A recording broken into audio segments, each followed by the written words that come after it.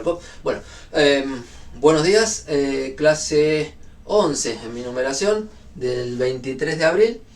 Estamos trabajando con la unidad 4, que es dinámica.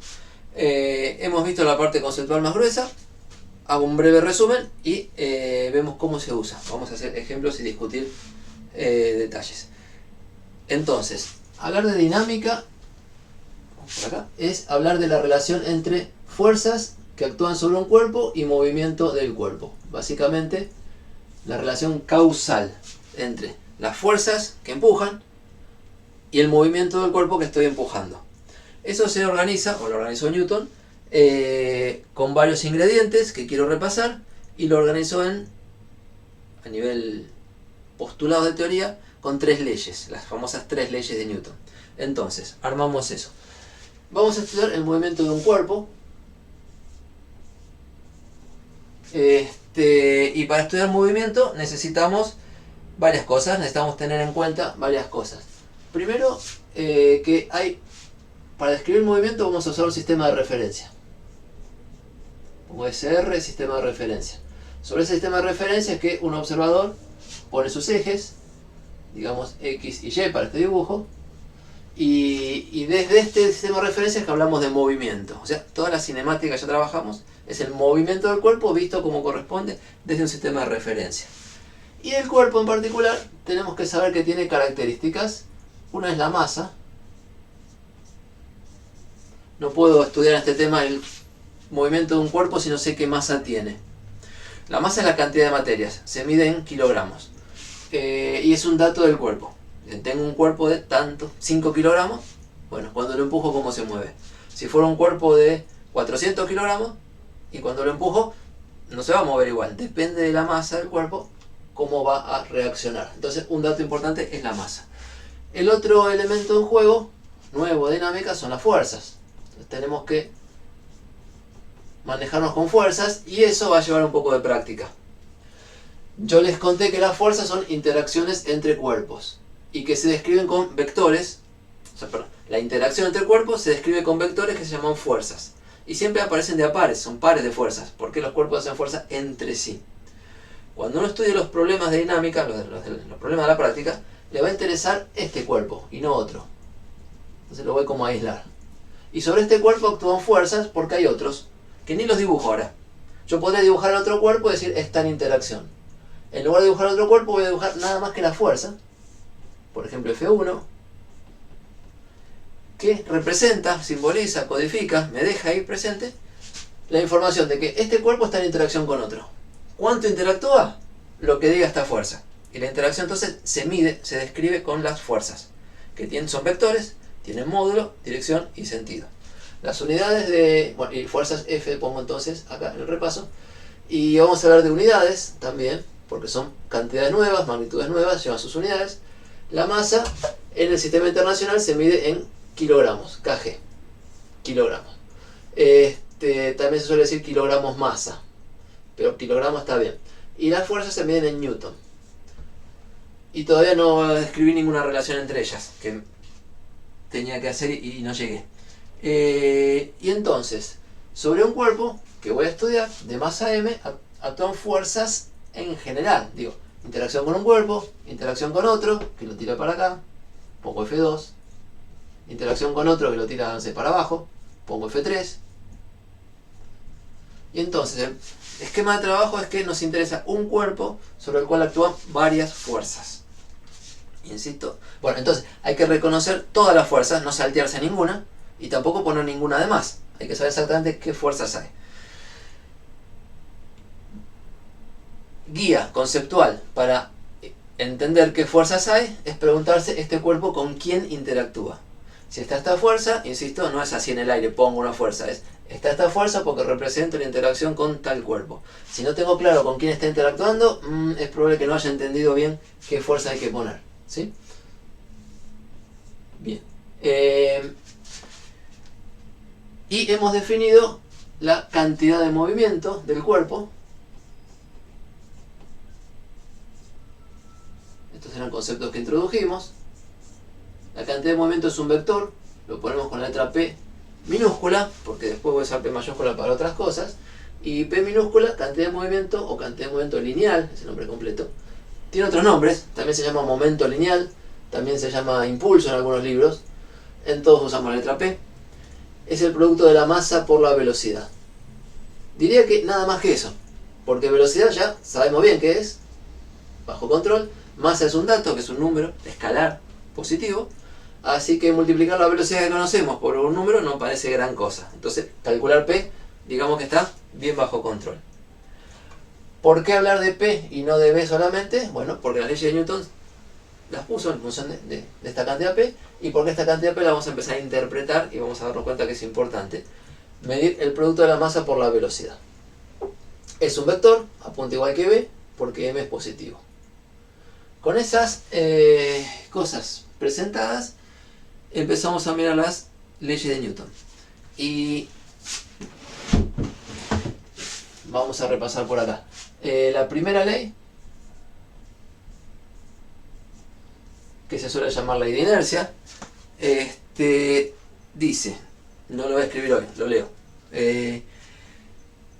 Existe en la naturaleza, en el universo, existe al menos un sistema de referencia donde, si uno se para a trabajar ahí y observa un cuerpo libre de fuerzas, o sea, observa un cuerpo que no interactúa con nadie, entonces desde este sistema va a ver que el cuerpo tiene cantidad de movimiento constante. La primera ley dice entonces, dije que no iba a escribir y mejor simbolizo un poquito. Existe, acá hay una afirmación importante, existe al menos un sistema de referencia desde donde me paro a trabajar y observo lo siguiente, 2 puntos. Un cuerpo de masa M, en ausencia de fuerzas, o sea, sin interacciones. A mí me gusta decir sin interacciones, otros dicen cuando no actúa ninguna fuerza, que es lo mismo. Un cuerpo M sin interacciones tiene cantidad de movimiento P constante. Constante quiere decir que no varía en el tiempo. Fíjense que la cantidad de movimiento, masa por velocidad, es una cantidad instantánea. O sea, la velocidad en general puede variar con el tiempo, por supuesto. Cuando hay aceleración, la velocidad varía. Y entonces, y la masa no, la masa es un dato. Entonces la cantidad de movimiento es una función del tiempo. Decir que es constante es decir que no varía. Tiene cantidad de movimiento constante o su cantidad de movimiento no varía en el tiempo. P, que podría ser función del tiempo, es igual a un valor constante. Eso no sucede para cualquier observador. Sucede para un observador parado en un sistema de referencia privilegiado, un sistema que existe, dice Newton. Y le ponemos nombre porque es importante reconocerlo. Y se llaman sistemas inerciales. El sistema de referencia donde funciona esto se llama un sistema inercial. Entonces, si le preguntamos después un día, ¿qué es un sistema inercial? Es un sistema de referencia donde, si miro un cuerpo sin interacciones, lo voy a ver con P constante. Insisto que el movimiento depende del observador. Si yo lo miro desde un sistema de referencia que hace cosas raras, y a algo que estaba quieto, por ahí lo veo haciendo cosas raras. Entonces, hay un sistema privilegiado, un sistema tranquilo, donde se puede trabajar tranquilo, se llama sistema inercial, y el test, el chequeo, la condición para saber si estamos bien parados, es observemos un cuerpo sin interacciones y veamos si es verdad que su cantidad de movimiento es constante. Si lo es, estoy parado en un buen sistema, un sistema inercial. Y que la cantidad de movimiento es constante quiere decir varias cosas. Traducción, voy a poner acá traducción. O sea, hay varias formas de decir lo mismo, no es que quiere decir muchas cosas distintas, hay varias formas de decir lo mismo. Que la cantidad de movimiento es constante es lo que decir que la velocidad es constante. Porque el cuerpo tiene su masa, eso no cambia, y si no cambia P es porque no cambia la velocidad.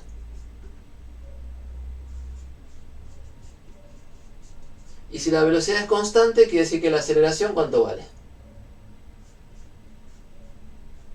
Me imagino que me están contestando. Si la velocidad es constante, la aceleración, que es la derivada de la velocidad respecto del tiempo, vale 0. En un sistema inercial yo voy a observar, o sea, para un sistema inercial voy a observar que un cuerpo libre de interacciones no tiene aceleración.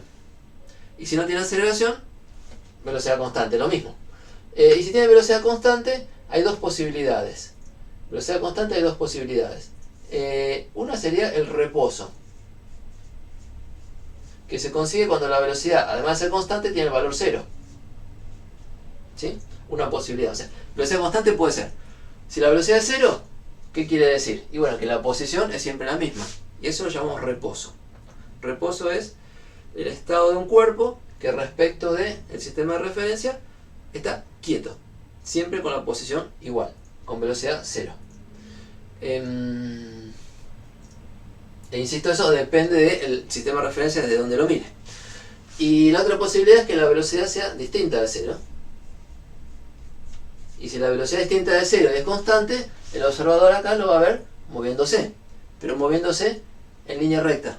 Si la velocidad es constante, ustedes ya han resuelto con integrales, que si pongo velocidad igual a v0, saco la posición r de t y me da la ecuación de una recta. Entonces es un movimiento rectilíneo. La otra posibilidad es el movimiento rectilíneo uniforme. Entonces, dicho de cualquiera de las maneras, pero me quedo con la última ahora. Si estoy en un sistema inercial como corresponde, como Newton aconseja, y observo un cuerpo libre de interacciones, o bien lo veo en reposo, o bien lo veo moviéndose en una recta con velocidad constante. Eso es la caracterización del sistema que hay que usar y la caracterización del cuerpo libre de interacciones. Hay dos contenidos jugando acá. ¿Comentario hasta ahí? ¿Pregunta? Hay una pregunta fundamental acá, que la voy a dejar picando, y es, ok, Newton me dice que existe un sistema de referencia así. ¿Dónde está? ¿Cuál es? ¿Dónde tengo que pararme para que esto funcione? Bueno, es una discusión importante. Nosotros, para la práctica, nos paramos en el piso, en tierra.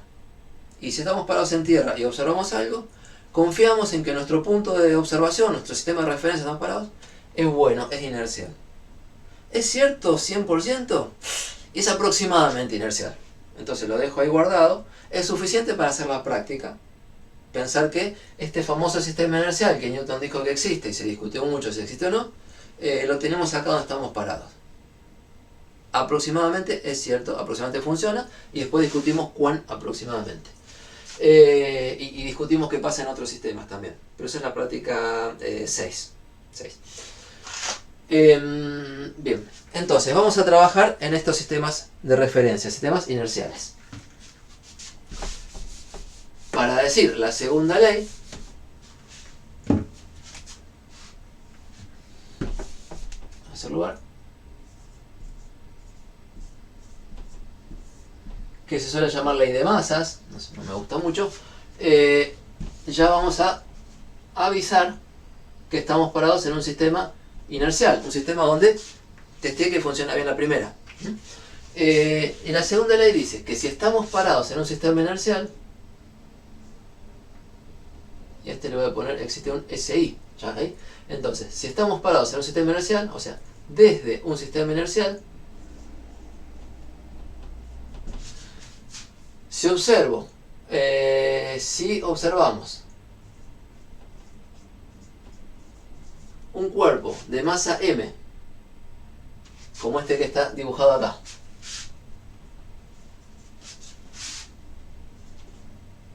bueno, voy a anotar un cuerpo de masa m, pongo m, sobre el cual, sobre el cuerpo este, actúan fuerzas. ¿Actúan cuántas? Una, dos, tres, las que haya. Actúan una o más fuerzas, se suele decir. Vamos a poner sobre el cual actúan fuerzas. Y como pueden ser varias, pongo F, vector, porque es una fuerza, sub I, para decir F1, F2, F3. ¿Cuántas? Todas las que haya. Entonces, si observamos el cuerpo sobre el cual actúan fuerzas y lo dibujo,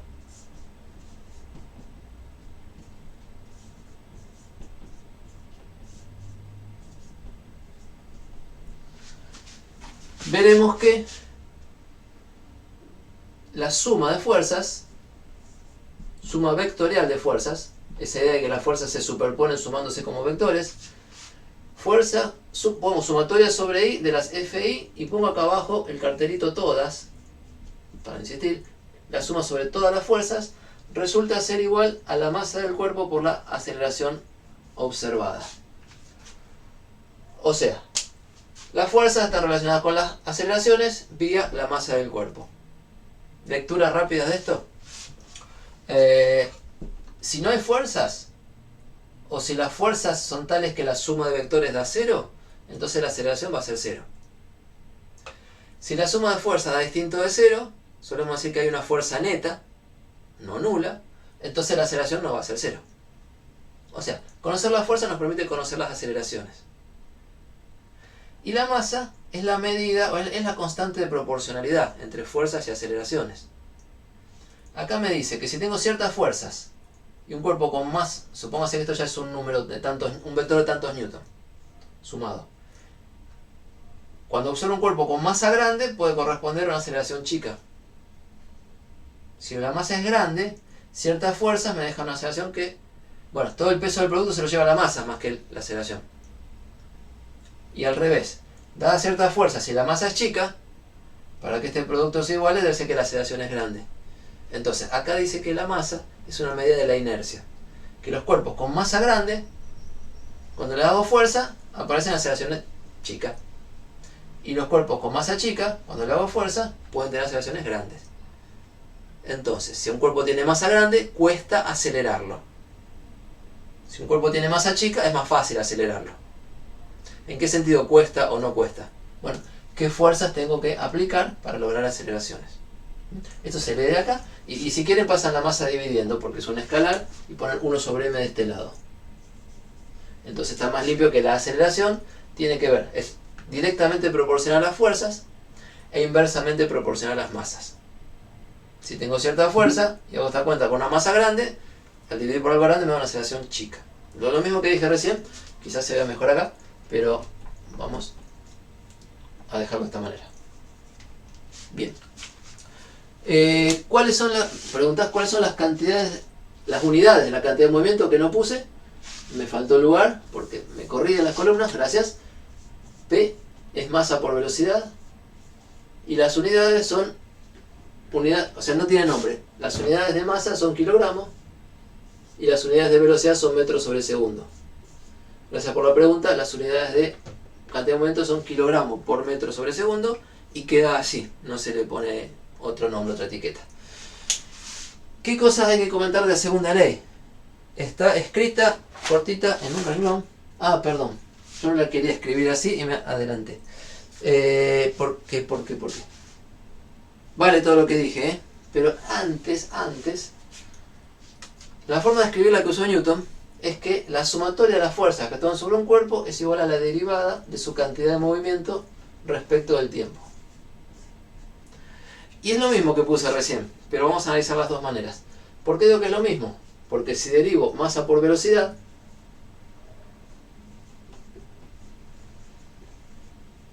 y uso que la masa de un cuerpo es constante, es una característica del cuerpo que no cambia con el tiempo, la masa la saco afuera.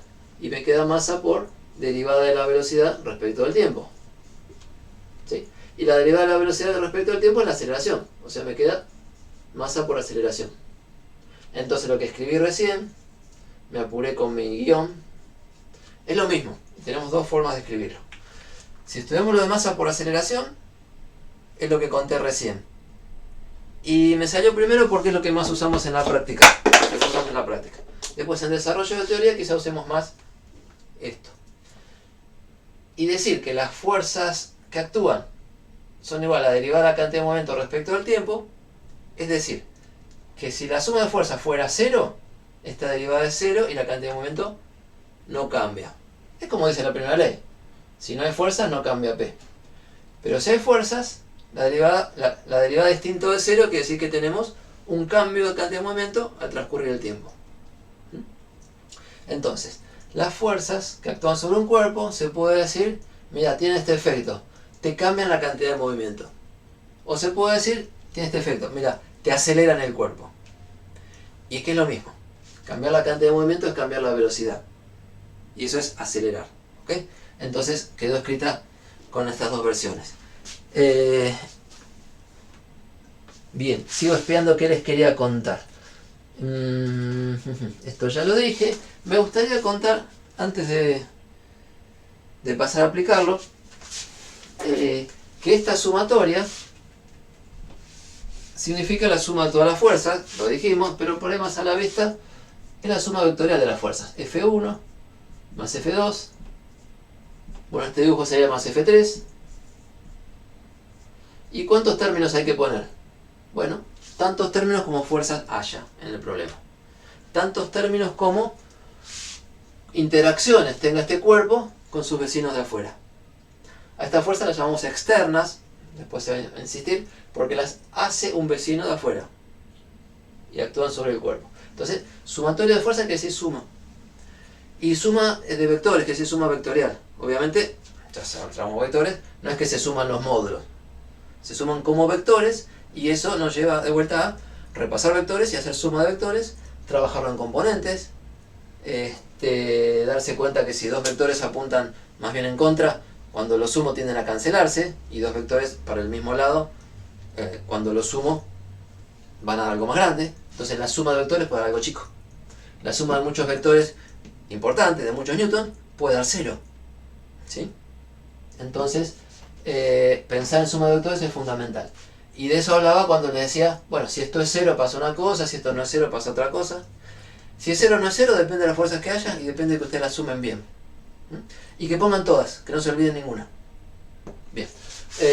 Lo quería dejar escrito así porque por ahí la sumatoria no inspira tanto como decir tengo que sumar vectores. ¿Qué más se puede sacar de acá? Bueno, unidades de fuerza.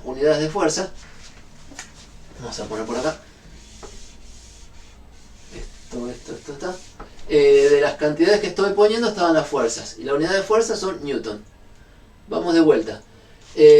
A relacionar las unidades de fuerza con las de cantidad de movimiento o con las de masa y de aceleración. Y resulta que si uno espía esta igualdad que dice Newton que funciona, y es ley y le creemos, de este lado las unidades de fuerza, suelen poner con corchetes, como en la práctica 1 hicimos alguna vez, tienen que ser igual a las unidades de este lado. Y las unidades de este lado, bueno, con P es kilogramo por metro sobre segundo, y cuando hago la derivada es kilogramo por metro sobre segundo cuadrado. O por ahí más fácil si lo veo en esta versión, masa por aceleración, las unidades de este lado son unidades de masa por unidades de aceleración. ¿Qué quiere decir? Unidades de masa, aceleración tiene unidades de longitud, como los metros, y unidades de tiempo al cuadrado abajo. ¿Sí? Entonces, en el sistema internacional, vamos a poner como importante, un newton, que es la unidad de fuerza, corresponde a la unidad que sale de este paquete en el mismo sistema. O sea, masa en kilogramos, longitud en metros y tiempo en segundos y va al cuadrado. O sea, que para todo uso, todo efecto práctico, donde dice un newton, ustedes lo pueden cambiar por kilogramo por metro sobre segundo cuadrado. Newton es el nombre de este paquete de unidades. Y donde aparece, haciendo alguna cuenta, kilogramo, metro y segundo cuadrado, le hacen un globito y eso lo cambian por newton. Es lo mismo. Entonces, la definición de newton es un kilogramo por metro sobre segundo cuadrado. Y viene a cuento acá que en el sistema internacional la unidad de fuerza es una unidad derivada, deducida de las otras. Derivada en el sentido de deducida, no de derivada de matemática.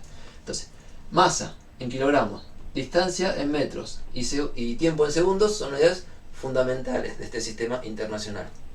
Las que se construyen usando unidades fundamentales y alguna cuenta, se llaman unidades derivadas, y el newton es una unidad derivada de las fundamentales. Pero para las cuentas, acuérdense, se puede cambiar newton por kilogramo por metro sobre segundo cuadrado, fundamental. ¿Hay otras unidades de fuerza? Sí, cualquier cosa que pongan masa, longitud y tiempo al cuadrado. Por ejemplo, hay un sistema para trabajar con cosas más chiquitas, que la distancia la pongo en centímetros, la masa la pongo en gramos y el tiempo en segundos también. El segundo es algo chiquito, en la práctica no hace falta cambiarlo. Entonces, uno puede hacer un paquete tipo gramo, que es una milésima de kilogramo, por centímetro, que es una centésima de metro, dividido segundo cuadrado, y esto es una unidad de fuerza. Y eso se lo llama una dina.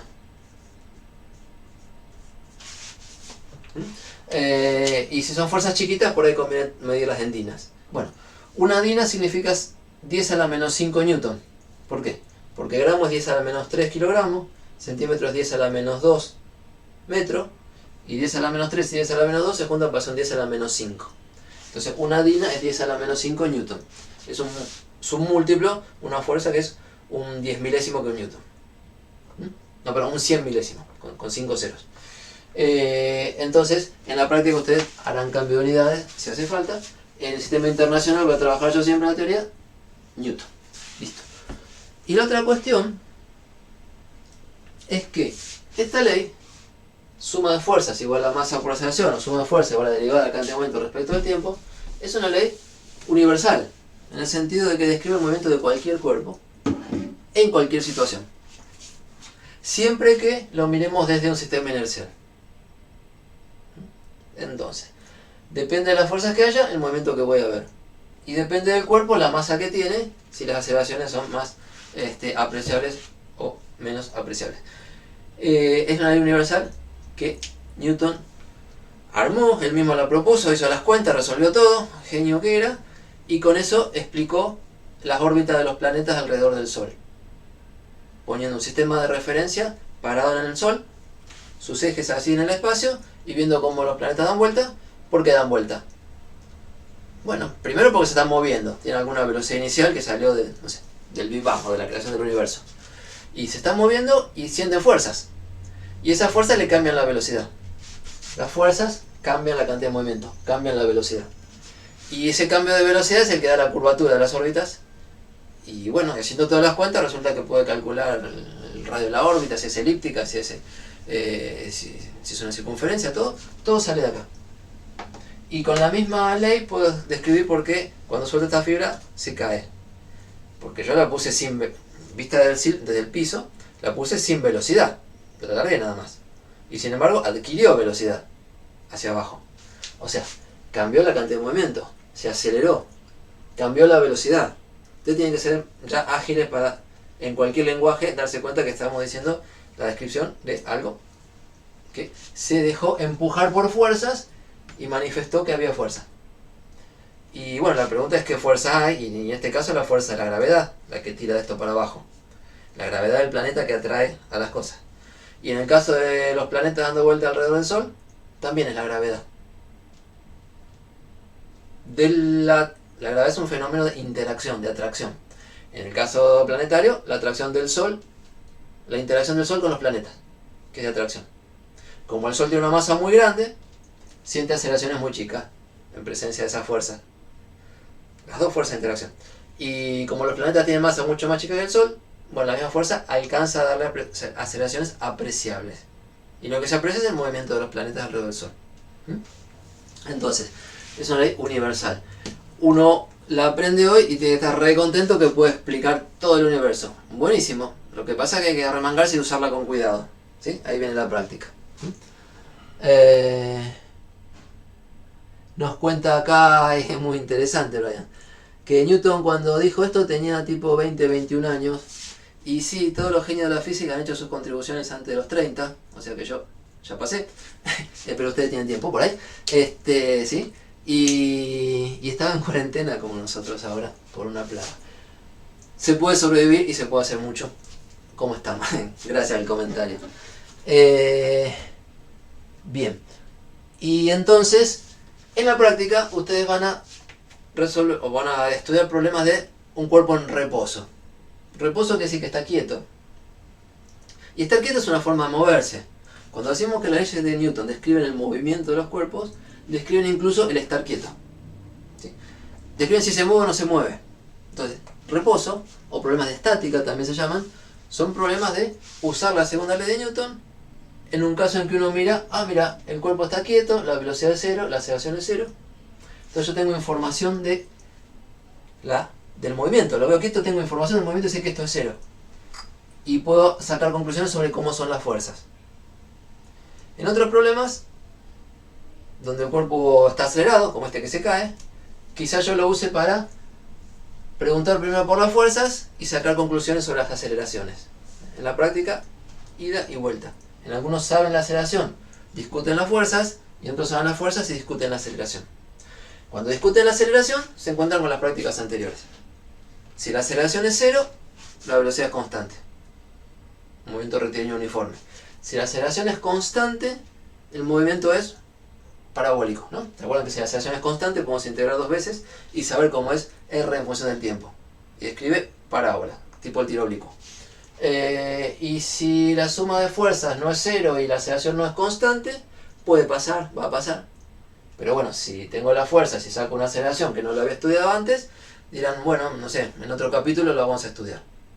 Por ejemplo, el movimiento de un cuerpo colgando un resorte, que sube y baja. Ese movimiento lo vamos a estudiar, se debe a la fuerza del resorte, y resulta que la fuerza del resorte no es constante, así que la aceleración no es constante. El rato que se acelera para abajo, para arriba, para abajo. ¿Por qué? Porque bueno, estas fuerzas pueden depender del tiempo, y esta aceleración puede depender del tiempo. En otros casos, estas fuerzas pueden depender de la posición. La atracción gravitatoria entre el Sol y un planeta depende si el planeta está más lejos o más cerca. El planeta se me mueve y la fuerza cambia. Y si cuando me muevo la fuerza cambia, estos problemas pueden ser mucho más complicados que los que estamos haciendo ahora. Y la ley sigue siendo la misma. La ley sigue siendo la misma. Entonces la segunda ley de Newton tiene una universalidad destacable. Le dediqué 5 minutos a decir, cuando estudiemos un problema de movimiento, hay que sentarse, mirar las condiciones y acordarse de la segunda ley de Newton. Y de ahí tiene que salir todo. Salen problemas sencillos, salen problemas súper elaborados. En la práctica vamos con lo sencillo para empezar. Bien, hasta ahí hablé la otra vez y si hay alguna pregunta invito de vuelta. Lo que me faltó es la tercera ley. ¿Vamos? ¿Va bien? Pero ok. Y quería hacerlo como repaso, pero bueno, va despacito. Lo expliqué de vuelta porque es súper importante todo esto. La tercera ley de Newton, vamos a dejarla en el mismo pizarrón, aunque no tengo mucho lugar, es la que se llama ley de acción y reacción. O a mí me gusta llamarla ley de pares de fuerzas. Voy a checar un poquito esto, escribiendo de vuelta la segunda ley, importante, compacta, la suma de todas las fuerzas que actúan sobre un cuerpo es igual a la derivada de su cantidad de movimiento respecto al tiempo, y también se puede escribir como su masa por su aceleración. La tercera ley es la ley de acción y reacción o ley de pares de fuerzas. A mí me gusta decir de pares de fuerzas. Por entre paréntesis, pares. Y yo de esto hablé un poco, no lo redondeé, pero las ideas ya están, mira. ¿Por qué? Porque cuando hablé de fuerzas hablé de interacciones. Yo a propósito le dediqué un tiempo a hacer una flechita y decía, esto es una fuerza que alguien tira para allá. Me preocupé de hablar de que sea una fuerza porque hay una interacción. Y si hay una interacción hay dos cuerpos que se atraen o se repelen entre sí. Es una interacción mutua. La palabra interacción habla de mutuo. Entonces, revisemos eso. Porque de eso habla la tercera ley. Si yo tengo un cuerpo por acá, y siente fuerza, es porque hay otro que lo está tironeando. Entonces, a este cuerpo lo voy a llamar A, porque es el que estoy estudiando, para ser como el otro día. Bueno, no, lo llamo A. Tiene una masa. Cada cuerpo tiene su masa. Hay otro cuerpo entonces por acá, que como es otro lo llamo B. Y tiene su masa también. Y existe una interacción. Por ejemplo, y por ejemplo fundamental, la interacción gravitatoria. Puede ser el Sol y la Tierra, y se atraen entre sí. Puede ser la Tierra y la Luna. Puede ser un planeta y otro. Puede ser la Tierra y la manzana famosa del cuento de Newton, que le cayó la manzana en la cabeza. Cualquier par de cuerpos tienen la... Bueno, hay que ver cuáles, cómo y por qué. Pero dos cuerpos en principio pueden interactuar. Existen las interacciones en la naturaleza. Y las interacciones las dibujamos con fuerzas. O las dibujamos, las medimos, las describimos con fuerzas. Y decir que hay una interacción, por ejemplo la atracción gravitatoria, es decir que este siente una fuerza hacia allá, que yo la llamé el otro día FB, A, y dije en palabras la fuerza que B le hace a A para atraerlo, y existe simultáneamente y por la misma razón, y no puede haber una cosa sin la otra, no existe una fuerza sola, esta fuerza que es la otra parte de la interacción. es la que siente B por culpa de A. Y yo la llamé F A, B, fuerza que A le hace a B. Y me acuerdo que la dibujé mal y me ayudaron a corregirlo. Gracias de nuevo. Estas dos fuerzas son un par de fuerzas. Toda interacción se describe con un par de fuerzas. Por eso me gusta la palabra par de fuerzas. Y en una interacción, el par de fuerzas que describen la interacción resulta que tienen igual módulo, igual dirección y sentidos opuestos. O sea, son dos flechas, dicho mal y pronto, iguales y opuestas. Casi iguales. Iguales en el sentido de igual módulo, igual dirección, pero sentido contrario. Los módulos son iguales. La línea en que están es la misma, la dirección. Y los sentidos son en contra. Porque si este atrae a este atrae a este. Entonces, van a juntarse. Si este repele, o sea, si se repelen entre sí, las dos fuerzas irían para afuera. Siempre son opuestas por la misma idea de interacción. Entonces, ¿qué dice la tercera ley de Newton? Que los pares de fuerza de interacción, lo voy a decir como a mí me gusta, perdón, los pares de fuerzas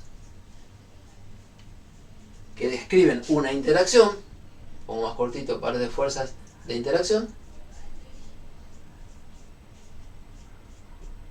son fuerzas opuestas, son vectores opuestos.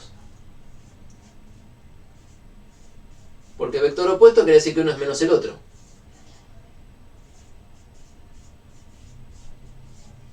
Y Y como se me acabó el pizarrón ahí, vamos a hacer un recuadrito acá, de la tercera ley, acá arriba.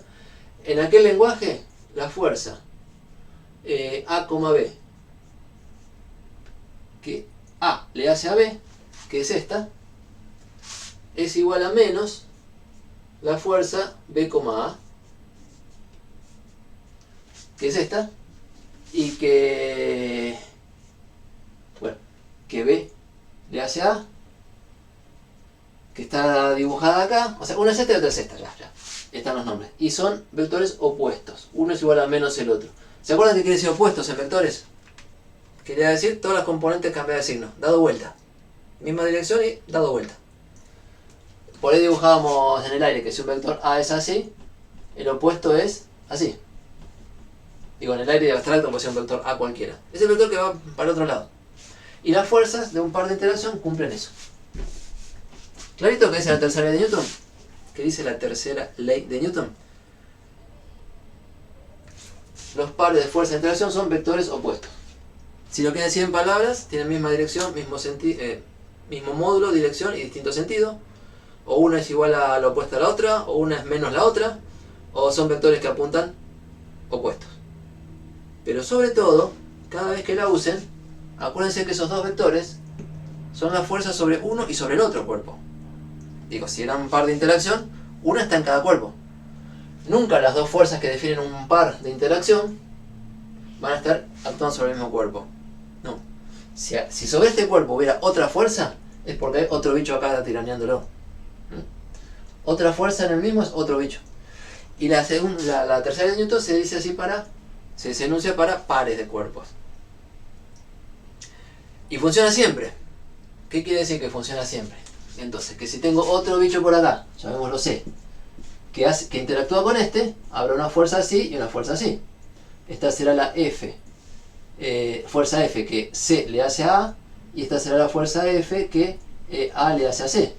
Bueno, esta y esta son opuestas entre sí. Esta y esta no tienen nada que ver. Las dos que actúan sobre A, sobre el mismo cuerpo, vienen de interacciones distintas y cada una tendrá su valor. Esta y esta no forman para nada un par, de esto que estoy hablando, un par de interacción. Sí, bueno, esta con esta son un par, esta con esta son un par. ¿Cómo reconozco una situación? Que me hablan de un cuerpo y algunas fuerzas. Si me dicen eso nada más, que estoy tapando acá. Si me muestran el cuerpo A y las fuerzas que actúan. ¿Cómo hablo de reacciones?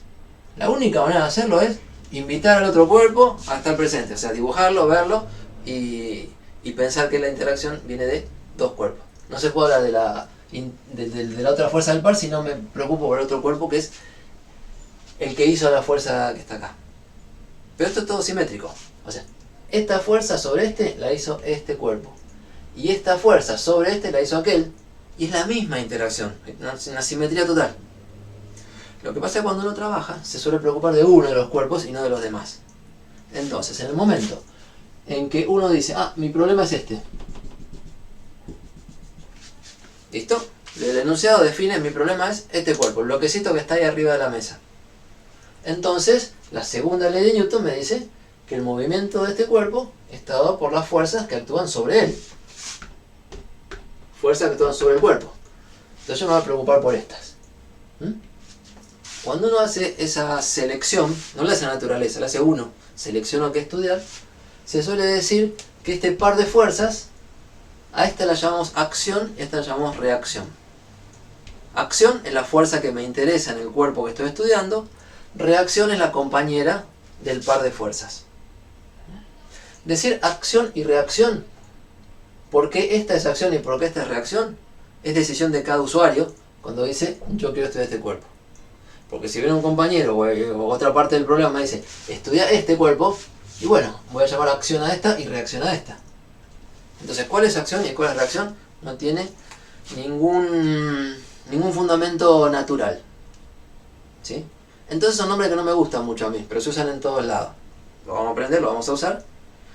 Y en lugar de hablar de una es la acción y la otra es la reacción, como si viniera después, hablo de pares de fuerzas de interacción. En algún libro o en otra convención van a encontrar la tercera ley como que las fuerzas de acción y reacción son iguales. Pero el nombre de acción y reacción, digo por las dudas, para mí es engaña. Porque uno puede pensar mal, o sea, no sirve acá, que una acción es algo que pasa y que la reacción es la respuesta, como que viene después. Y no, acá de ninguna manera una fuerza responde a la otra. Simplemente existen juntas, porque existe la interacción. Interacción son pares de fuerzas juntas. Si uno decide llamar de una manera a una y de otra manera a otra, buenísimo, adelante, llámela como quiera. Pero una forma simétrica es anotar estas letritas que vengo usando. Las dos fuerzas del par son la que hace A sobre B y la que hace B sobre A. Siempre es cambiar quién sobre quién, para no, o sea, este sobre este o este sobre este, a la vez. Entonces, contado eso,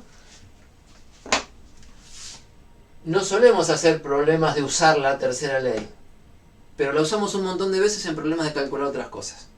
En el análisis de una situación, si nos interesa este cuerpo, nos interesa este, por ahí nos interesa esta fuerza y por ahí nos interesa esta. ¿Y cómo son? Me acuerdo de la tercera ley y sé que son opuestas. Bien. Así de sencillo debería ser el tema, pero le dediqué mucho tiempo. Lo escuchan de vuelta si quieren la grabación o lo leen. Por experiencia encontramos muchos alumnos tropezando con el uso de la tercera ley. Espero que la hayamos dicho limpia y se acostumbren a usarla. No por intuición o porque me parece que significa tal cosa, no, porque significa lo que está acá, que en una interacción, vamos a borrar esta para que quede más lindo, más limpio, en cada interacción, en esta, en la que borré, en cualquier otra, en cada interacción, las fuerzas de interacción son vectores opuestos. Bien. Ahora, momento de preguntas, porque ahora largo con un ejemplo. O las preguntas serán cómo se usa y entonces esperamos el ejemplo. Cuéntenme, mientras borro.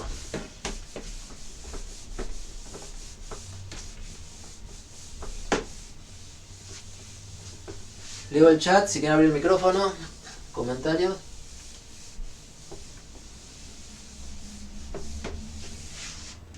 Tranquilo, vamos. Bien, entonces, de alguna manera tiramos un fardo de teoría. O sea, una clase, la clase pasada, hoy me llevó más de media hora en el repaso, pero insistí en muchas cosas que me interesa insistir. Y con ese fardo de teoría se resuelven problemas. Hay que tenerlo en una buena hojita. No digo machete porque es una palabra prohibida para los exámenes, pero una buena hojita de resumen con las leyes de Newton a mano. Porque cada vez que voy a discutir cómo es esto, y a veces nos sale a ojo por intuición, pero el trabajo nuestro es abandonar la intuición y confiar en las leyes. O sea, entender que lo que hacemos se fundamenta en la teoría. Entender que estamos usando la teoría. Entonces, en los problemas los invito siempre a decir ¿por qué se hace esto? ¿Por qué se hace esto? ¿Por qué se hace esto? Y la respuesta se encuentra en la teoría. Y con eso van aprendiendo y con eso ya el día del final se lo aprendieron. O sea, siempre pregúntense ¿por qué se hace esto así? Si piensan que se hace de otra manera, ¿por qué no se hace de otra manera? Si estaría mal. Todo eso se conversa en la práctica.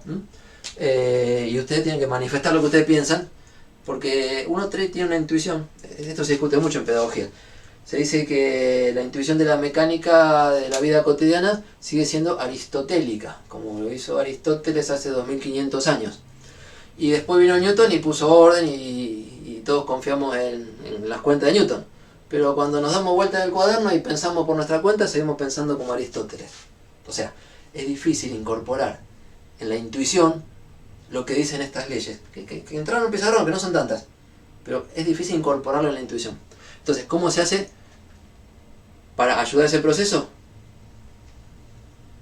Repensar cada cosa que hacemos, cómo es que se conecta con las leyes, cómo es que Newton me enseñó a hacer eso y cómo es que yo le estoy haciendo caso a Newton, cómo estoy usando las leyes. Bien, y en los finales suelen ser las preguntas: analizame un problema y decime cómo funcionan las leyes. No hacer la cuenta, sino decime de dónde sale. Entonces lo tienen que practicar desde los primeros problemas. Bueno, vamos. El ejemplo que quiero estudiar, entonces, es de lo más sencillo la práctica. Voy a poner un cuerpo, un bloque, apoyado en una mesa. La mesa va a ser horizontal, pero aparte le voy a poner un hilito que la tironea. Entonces, cuando encaran un problema, tienen que hacer la representación de la situación. Está la mesa, está la tabla, vamos a poner un grosor para que parezca una tabla. Es horizontal, hay apoyado una caja. La caja tiene masa M.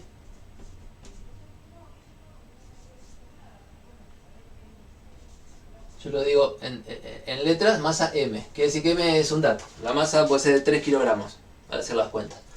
Y esta caja tiene atado un hilito. El hilito pasa por una polea. Y de esta polea, bueno, o alguien tironea para abajo o le cuelgo algo. Se le cuelga otro bloque, que ni digo cómo se llama. Este es el de masa M y yo le dibujo siempre, este es el bloque M. Básicamente cada cuerpo se caracteriza por su masa. Entonces este es el cuerpo de masa M o cuerpo M. Y lo voy a estudiar desde un sistema de referencia que voy a poner en el piso. O sea, por acá está el piso, yo voy a poner mi sistema de referencia, mis ejes. O sea, yo estoy parado al lado de la mesa, como si estuviéramos en la mesa del laboratorio allá en la facultad. Me paro acá. Me quedo peticito con la mesa, pero desde ahí observo.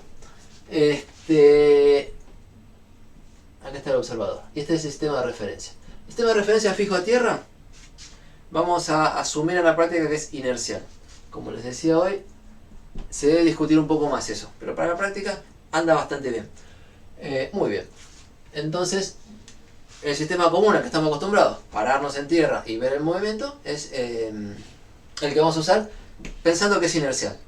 Y si es inercial, el movimiento que se observa desde acá obedece a la segunda ley de Newton. Entonces, ¿qué dice la segunda ley? Paso en limpio, ya lo dijimos. ¿Qué dice la segunda ley? Si alguien quiere abrir el micrófono y acompañarme.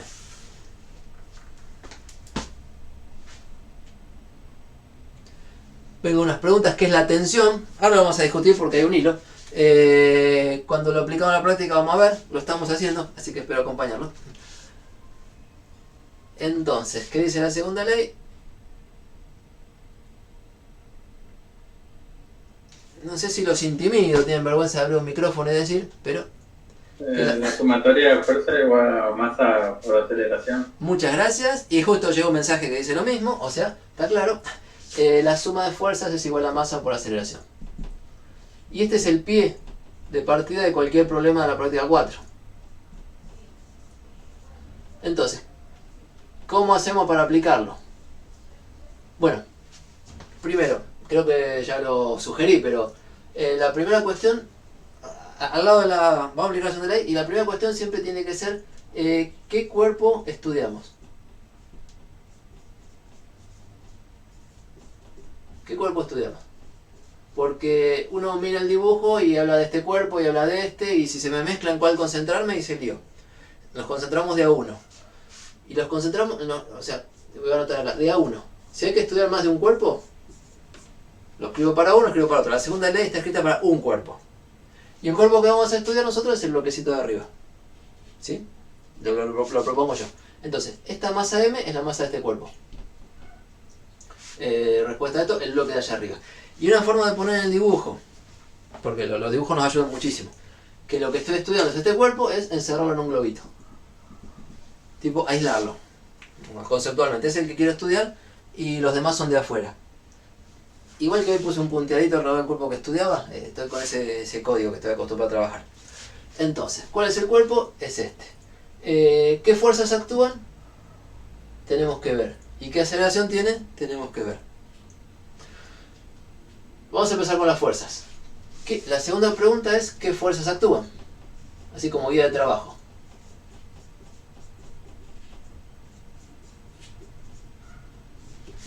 Y la receta para esto va a ser armar lo que se llama un diagrama de cuerpo libre. La receta de trabajo, de orden, digo. Hay que responder qué fuerzas actúan y lo vamos a volcar en un diagrama de cuerpo libre. Que es un nombre rarito también.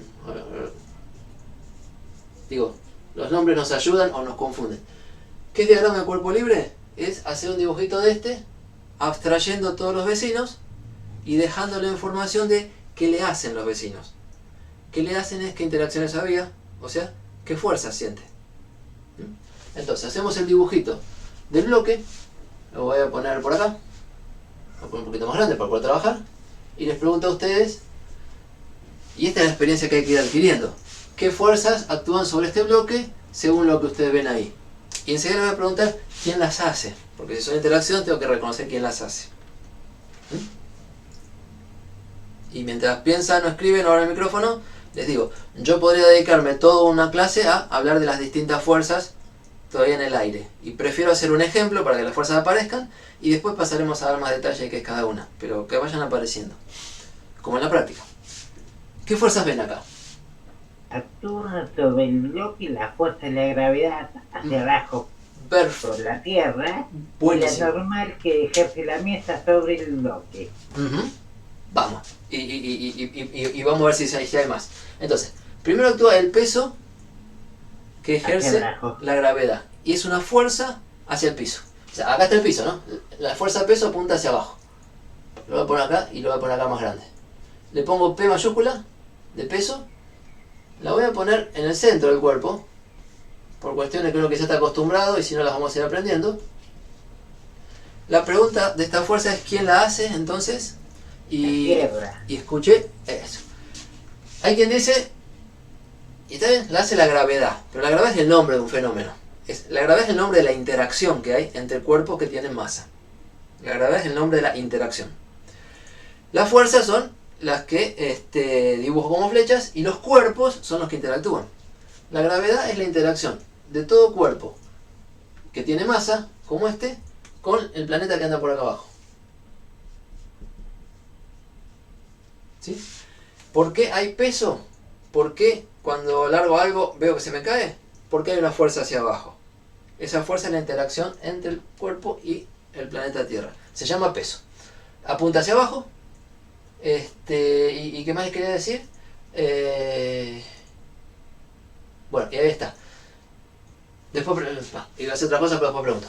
Después escuché la normal. Y la normal es un nombre técnico que vamos a usar, pero no todavía. Yo les querría decir esto como consejo. Miren, las fuerzas que actúan sobre un cuerpo que veo en un problema de la práctica 4 son o fuerzas a distancia, que quiere decir que las hace un cuerpo que está separado. La Tierra está separada de esto, no es la mesa, es la Tierra como planeta. A distancia la atrae. Entonces yo en el dibujo por ahí no la veo a la Tierra, pero sé que está porque me acuerdo que está la Tierra y esta es una fuerza a distancia. O sea, no veo que toque, pero está la fuerza. La Tierra no toca el cuerpo, pero está la fuerza. Podría haber campo eléctrico y fuerzas electrostáticas o magnéticas. No las vamos a hacer en física 1. También son ejemplos de fuerzas a distancia.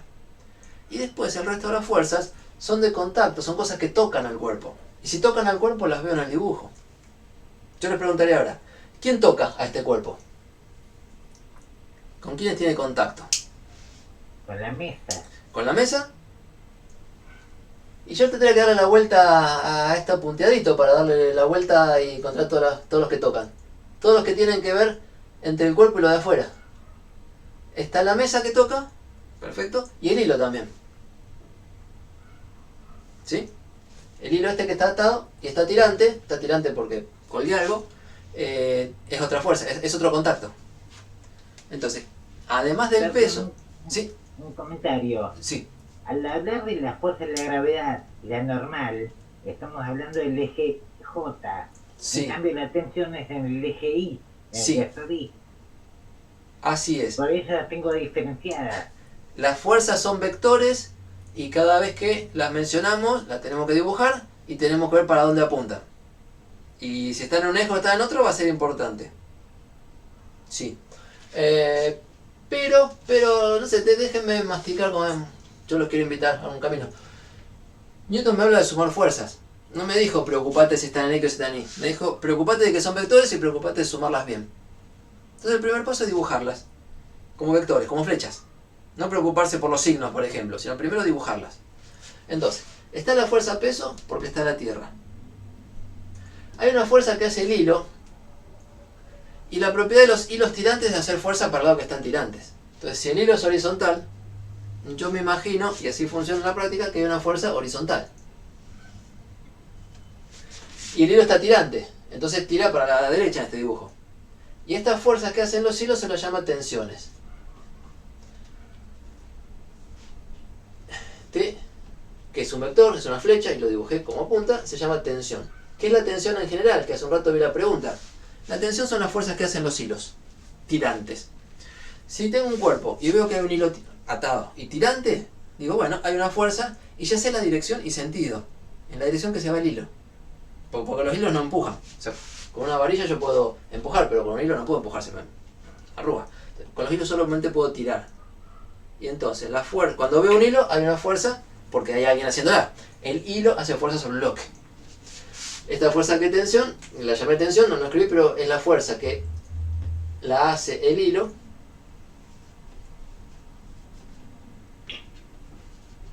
sobre la caja, sobre el bloque, sobre la caja, no me acuerdo ya cómo está, caja.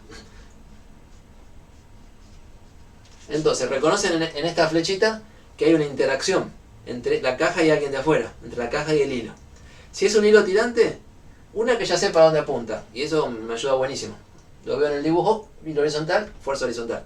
Si viera un hilo inclinado, 40 grados arriba horizontal, lo pongo inclinado 40 arriba horizontal.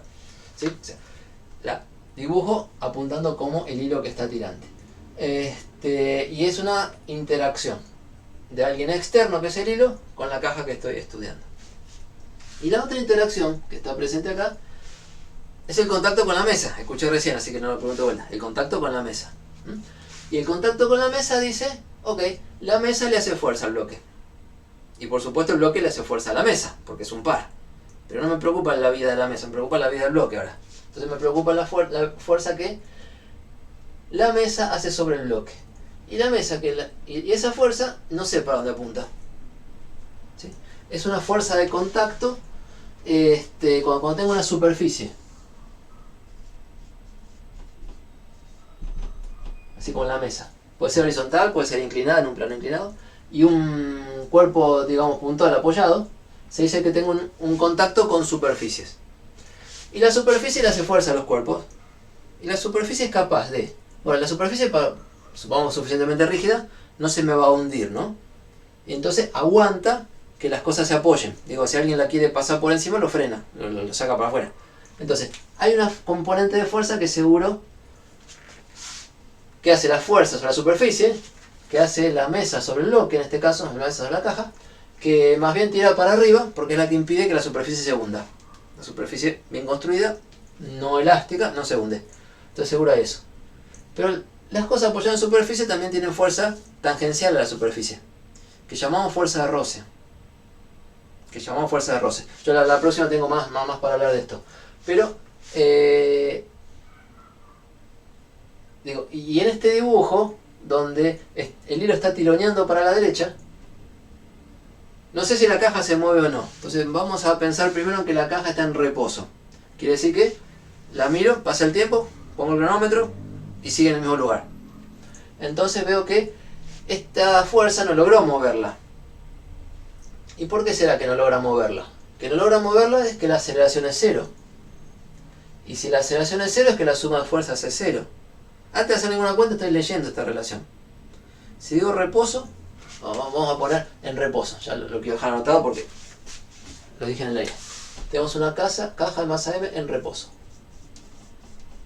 Si me dicen en reposo me están diciendo cómo se mueve. Que no se mueve, pero es una forma de no moverse. Entonces yo aprendo que la aceleración ¿cuánto vale? Cero. No esperé que me contesten. Si está en reposo, no hay velocidad, no hay aceleración. Entonces, si voy a usar la segunda ley de Newton, y sé, porque me avisaron, porque lo miré, que la aceleración es cero, sé que la suma de fuerza tiene que ser cero. Y para que los vectores de una suma sumen cero, tienen que cancelarse todos entre sí. O sea, si la tensión tira para este lado, la fuerza de roce seguramente tira para el otro. Entonces vamos a imaginar que hay una fuerza de roce para aquel lado, que todavía no la dibujé acá. Bueno, estas dos flechitas que dibujé, en realidad las hace la superficie sobre el cuerpo. O sea, no son dos fuerzas distintas. ¿Por qué podría decir que son dos fuerzas distintas? Bueno, bien atrás al principio, cada interacción es una fuerza. Cada cuerpo externo hace una fuerza. Y acá el cuerpo externo es la superficie. Entonces la superficie hace una fuerza. La interacción entre la superficie y la caja es una fuerza. Que si tiene estas dos componentes, más bien que va a tirar para arriba, más bien que va a tirar para la izquierda, debe ser un vector así. Y este vector yo lo voy a llamar C. No hay ningún libro que yo me haya copiado, pero lo voy a llamar C por contacto. Así como T es T de tensión, C es C de contacto. Yo lo digo para mi forma de explicarlo más. ¿Sí? Lo que les quiero contar de esta charla es que la fuerza de contacto yo espero que esté torcidita en general. No sé para dónde va a apuntar. Sí sé que va a apuntar para afuera de la superficie, porque eso de que la superficie no me deja pasar al cuerpo es así siempre. Entonces va a apuntar más bien para afuera. Pero puedo apuntar para afuera y para allá, para afuera y bien perpendicular, o para afuera y para acá. ¿Sí? O sea, apunta más bien para afuera, pero no sé si está inclinada. ¿Y de qué depende? No tienen por qué saber de qué depende a priori. No tienen por qué saber a priori. Pero uno puede pensar un poquito y darle una vuelta. Entonces, no porque a priori sabemos cómo son las fuerzas de contacto, sino porque estudiamos la situación. En este caso de reposo. Cuando no sea reposo tengo que empezar de vuelta. De reposo. Y usamos la segunda ley de Newton, que sí la voy a usar siempre. Yo les dije recién que me estoy dando cuenta que porque hay reposo, acá esto es cero. Y si esto es cero, me imagino una suma de vectores que más o menos se cancelan entre sí. Y de ahí saqué la idea de que esto tiene que apuntar, la fuerza de contacto tiene que apuntar así inclinada. Tipo que la suma de los tres vectores sea cero. No sé si se acuerdan, bueno, hicieron ejercicios con suma de vectores, los han graficado, pero que para que la suma de tres vectores dé cero, es que se cancelan entre sí. La suma de vectores entonces va a haber que hacerla con cuidado en componentes, y se tiene que cancelar entre sí las componentes X. Llamo X como dijo Carlos, aunque no puse los ejes. Ah, sí, acá dice X. Las X son la tensión y la componente de esta fuerza C proyectada sobre la horizontal. Y se tienen que cancelar entre sí, o sea, una para la otra para el otro. En el eje será una componente positiva para la tensión y negativa para la componente de C.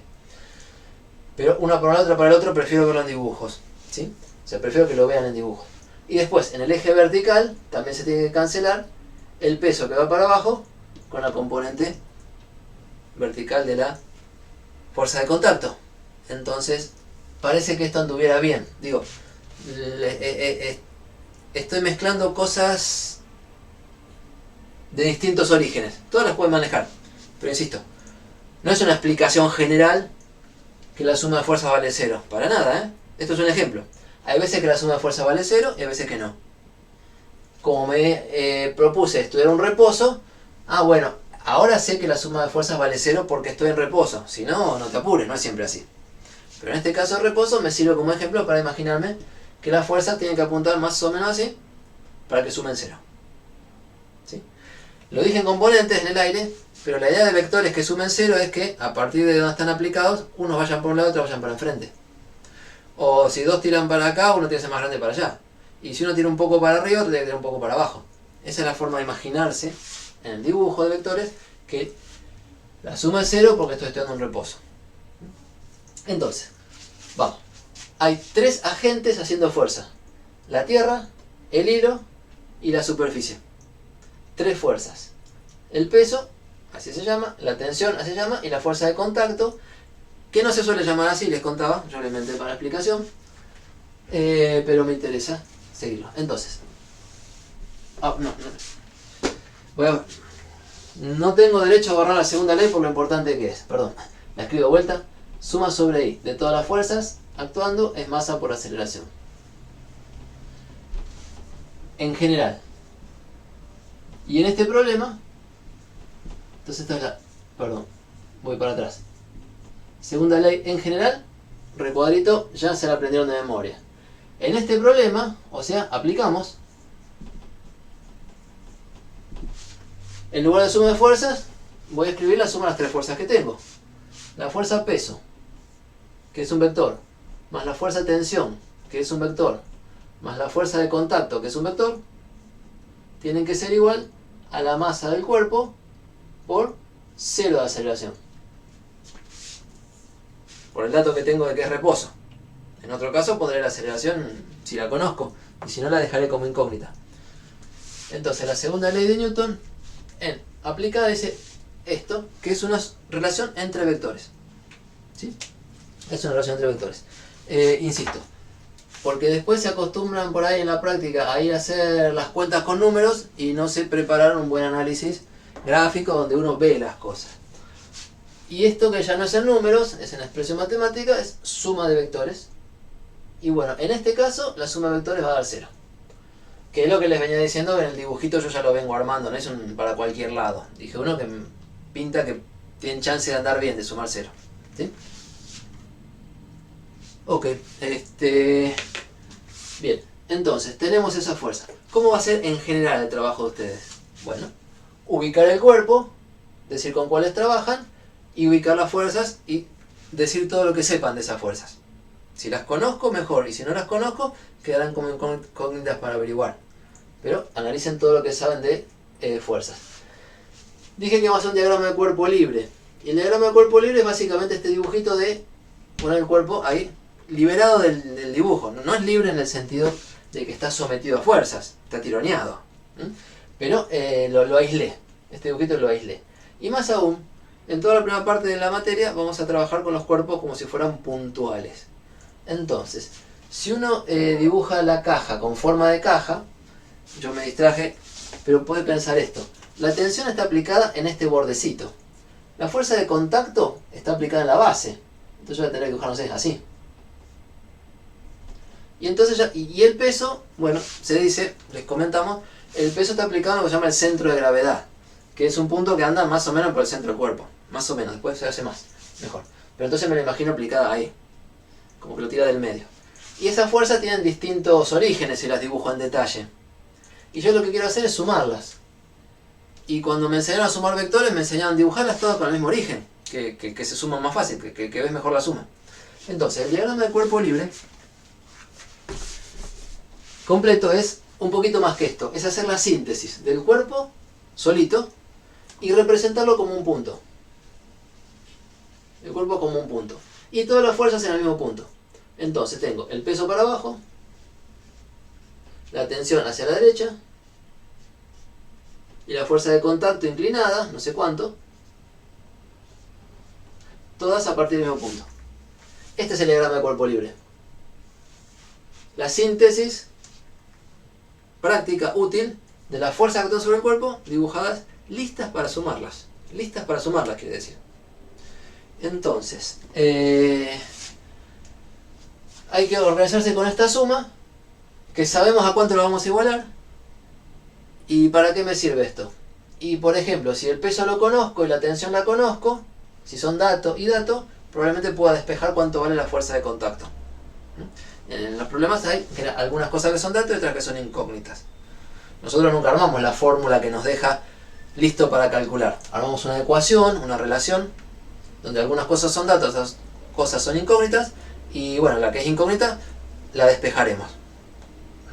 Bien.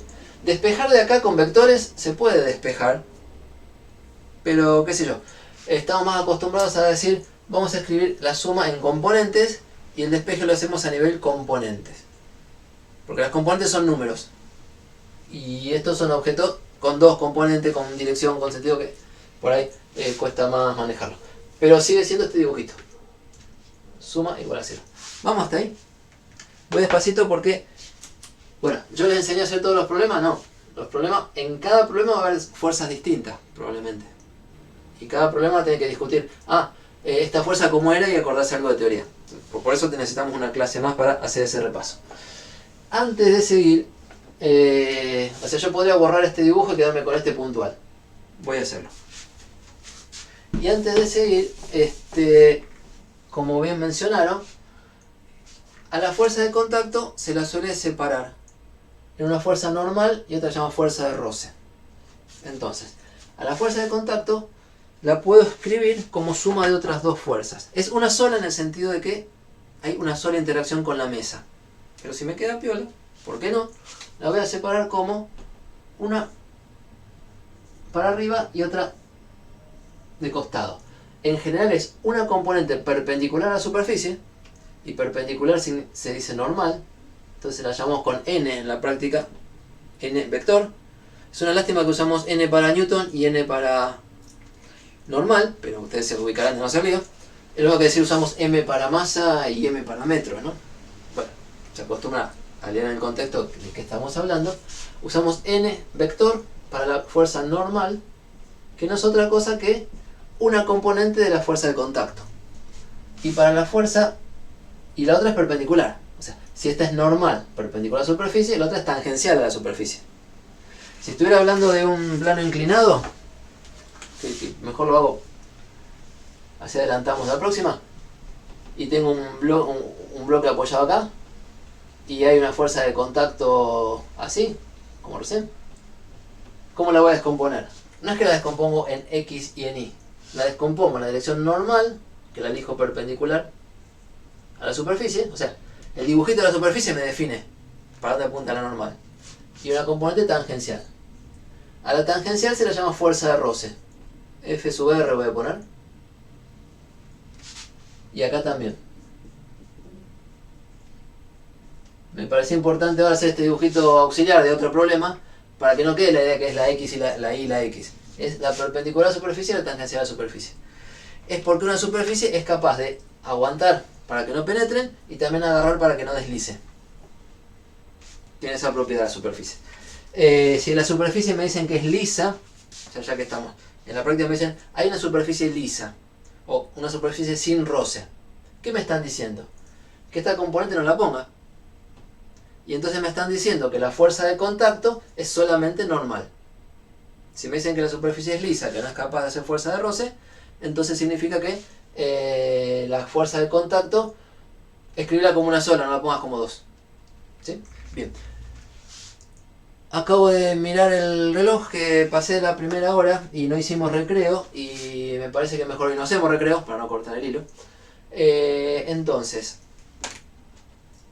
en lugar de fuerza de contacto, como puse yo para contarle de qué estaba hablando, probablemente en la práctica pongan directamente la fuerza de roce y la normal, que si la sumo son iguales a la fuerza de contacto. O sea, yo debería dejar, antes de irme, antes de borrar esto, que la normal, famosa, que se usa siempre, más la fuerza de roce, famosa, que se usa siempre, no son otra cosa que fuerzas que si las sumo me dan la fuerza de contacto. O sea, en lugar de poner una, pongo dos. ¿Vale? Sí, porque lo que me dice Newton es que las fuerzas al final hay que sumarlas.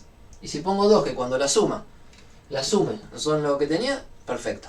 Perfecto. Entonces la descompuse en dos, o la fuerza de contacto la reemplacé en dos, y es probable que en la práctica directamente arranquen diciendo, espera, no ponga C, la acabo de borrar. Pone directamente más normal, más fuerza de roce. Así te ahorras un paso, digamos. Bueno, y esto en este caso era igual a 0, ¿no? Entonces, el dibujito de cuerpo libre, si en lugar de poner la fuerza de contacto, voy a poner la normal, que en este caso apunta para arriba. Digo en este caso porque es perpendicular a la superficie. Si la mesa es horizontal, perpendicular es justito para arriba. Y la fuerza de roce,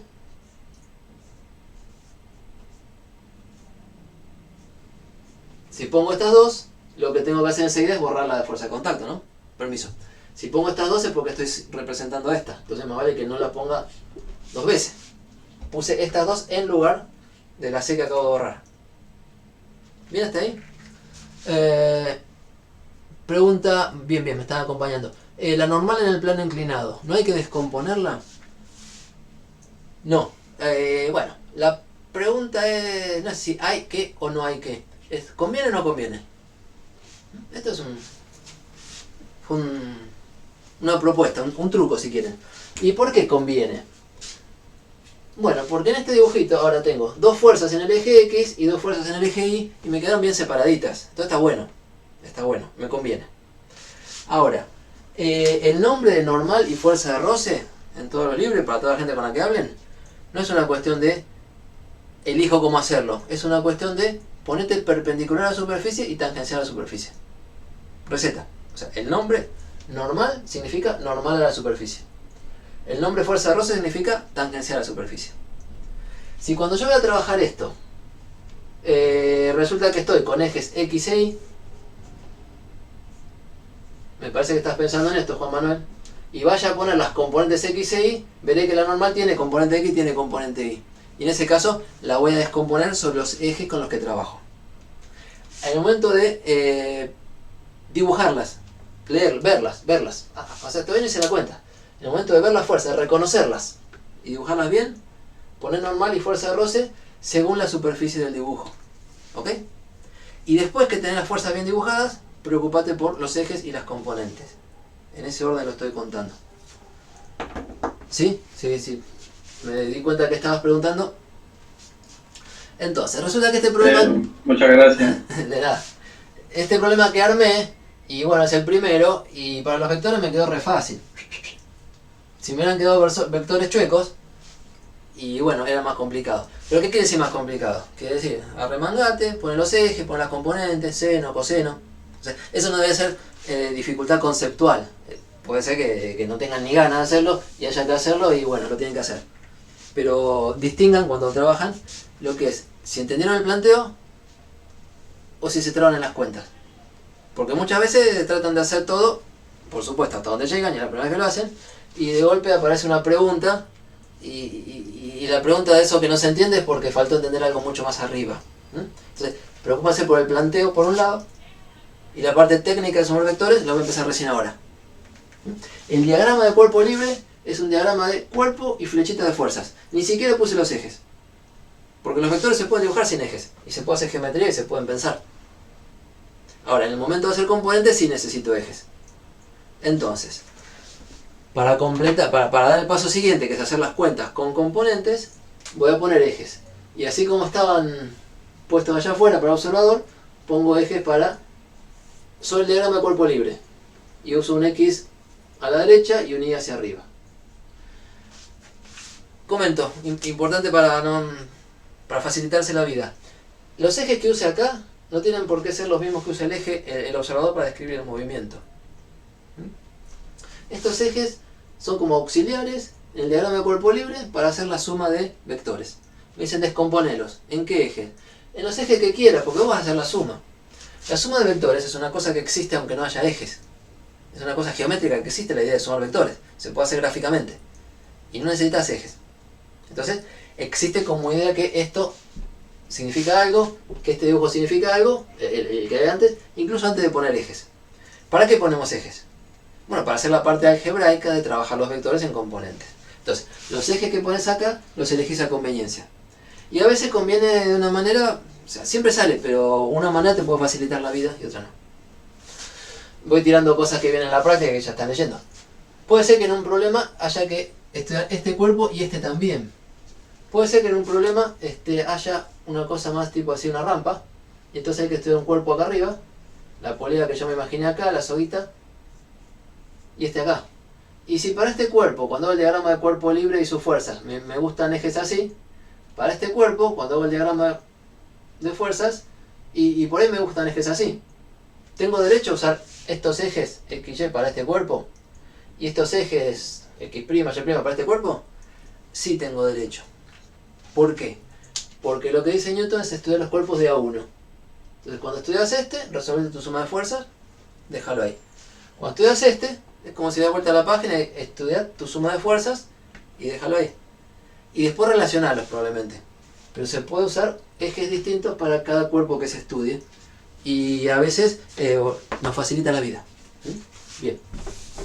Entonces, tenemos hasta ahora para escribir la segunda ley de Newton, que hasta ahora dije que la apliqué. Que la apliqué quiere decir que reconocimos las fuerzas, que las dibujamos, que están acá, y ahora voy a hacer lo mismo en componentes.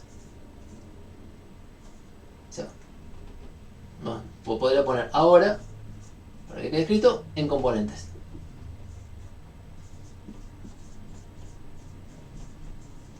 ¿Y qué quiere decir poner esto en componentes? Quiere decir que los vectores tienen dos componentes y vamos a escribir dos ecuaciones. A mí me gusta poner un cartelito en el eje X voy a decir algo, en el eje Y voy a decir algo. Se puede hacer más o menos despacio, más o menos rápido. No me voy a apurar, lo voy a hacer de dos maneras. Uno puede decir... No. Sí, ya sé de qué manera quiero, perdón. Para hacer componentes. Y bueno, vamos a escribir cada vector con sus componentes. Según como lo vemos en el dibujo. ¿Cómo vamos a escribir la fuerza peso? Vector. Esto de cuanto ahora no hace falta hacerlo todas las veces en los ejercicios, pero hace falta entenderlo, porque después lo hacen en el aire, pero de alguna manera siempre lo están usando. ¿Qué es? Que la fuerza peso, en este sistema de ejes, tiene componente X, no tiene, ¿no? Y tiene componente Y nada más. Y la componente Y es negativa. Entonces se va a escribir como menos el módulo por el versor J. ¿De acuerdo con eso?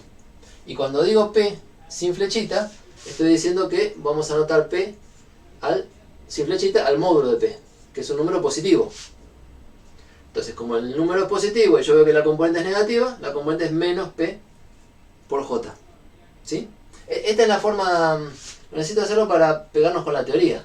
Si uno escribe cosas con I y con J, como bien dijo Carlos hoy, y después no las usa más, nos quedamos con un hueco.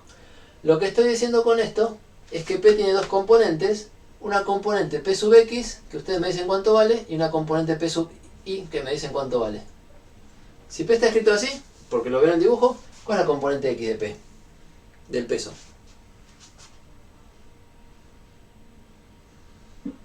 Sería 0. 0. ¿O no? 0 por muchos motivos. Sí, es 0. Y está perfecto, gracias. Y justo contestaron 2 o 3 juntos. Buenísimo.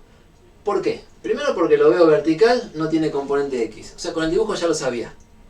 Cuando lo escribí así, estoy poniendo 0 por I menos P por J. Estoy poniendo 0 por I acá. O sea, al no ver el versor I, es que no hay componente X. ¿Sí? Y tercero, que se puede hacer el módulo de P por el coseno de algún ángulo o el seno de algún ángulo y me da 0. Pero si lo vi en el dibujo, yo ya tiro que P sub X es 0. ¿Y P sub I cuánto vale? Espero que me digan también. M por G en J. Es cierto que el valor del peso, que lo iba a decir otro día, pero no es sorpresa, es masa por gravedad. En módulo por lo menos. El módulo del peso es masa por gravedad, así que puedo poner M por G. Pero me interesa la componente. Cuando yo digo que voy a escribir componentes en X y en Y, ya no voy a escribir vectores. La componente es lo que multiplica al versor. La componente es el número que multiplica al versor. Si yo escribiera en pares ordenados, este peso, hace mucho que no lo hacemos, pero el peso lo pondría como 0, menos P. ¿Están de acuerdo? Componente X igual a 0, componente Y igual a el módulo de P con signo menos. Y es lo que dice acá, el módulo de P con signo menos es lo que multiplica a J. Y de ahí yo tengo que rescatar que P sub I es menos P. Donde digo que P es positivo, porque P es módulo, y donde pongo el signo menos porque lo veo en el dibujo. Estas son las recomendaciones que si yo estuviera en la práctica estaría haciendo en la mesa con ustedes mientras trabajan. Le dedicamos un rato ahí acá a la teoría. Lo que escribimos como vectores como dice hace un rato, vengo entendiendo, pero después cuando lo voy a aplicar veremos. Bueno, pasa todo esto, que quizás nunca los acompañamos con tanto cuidado. En este tema lo voy a hacer. Entonces, lo que eran vectores se dibujan, y como se dibujan tienen componentes. O con la notación de versor y j, o separando componentes, o par ordenado, la que les guste. Pero resulta que el peso tiene una componente en el eje, bueno, no tiene componente en x y tiene componente en y, que es negativa. Y como sé que es negativa, ¿por qué es negativa? Porque va para abajo y mi eje va para arriba. Además, porque yo elegí el eje para arriba, ¿no? Si yo hubiera elegido otro eje deberíamos. Pero lo que sé seguro es que va para abajo. Entonces, en este eje es negativo. Menos el módulo. Este menos es porque va al revés que el eje. Y este P intenta hacer el módulo. O sea, es el módulo. Yo estoy pensando en un número positivo cuando pongo P. Entonces la componente es menos P. Y las componentes son números. Con signo. Las componentes son números con signo. Entonces, vamos a hacer lo mismo para las otras. Voy a dejar por acá arriba. P sub x es 0. Y P sub y es menos el módulo del peso. O menos m por g si quieres. No sé si se entendió, pero si no se entendió, pues rebobina esta parte fundamental. Vamos a aplicar para ver cómo queda. La normal, ¿qué componentes tiene? ¿Cuánto vale n sub x y cuánto vale n sub y?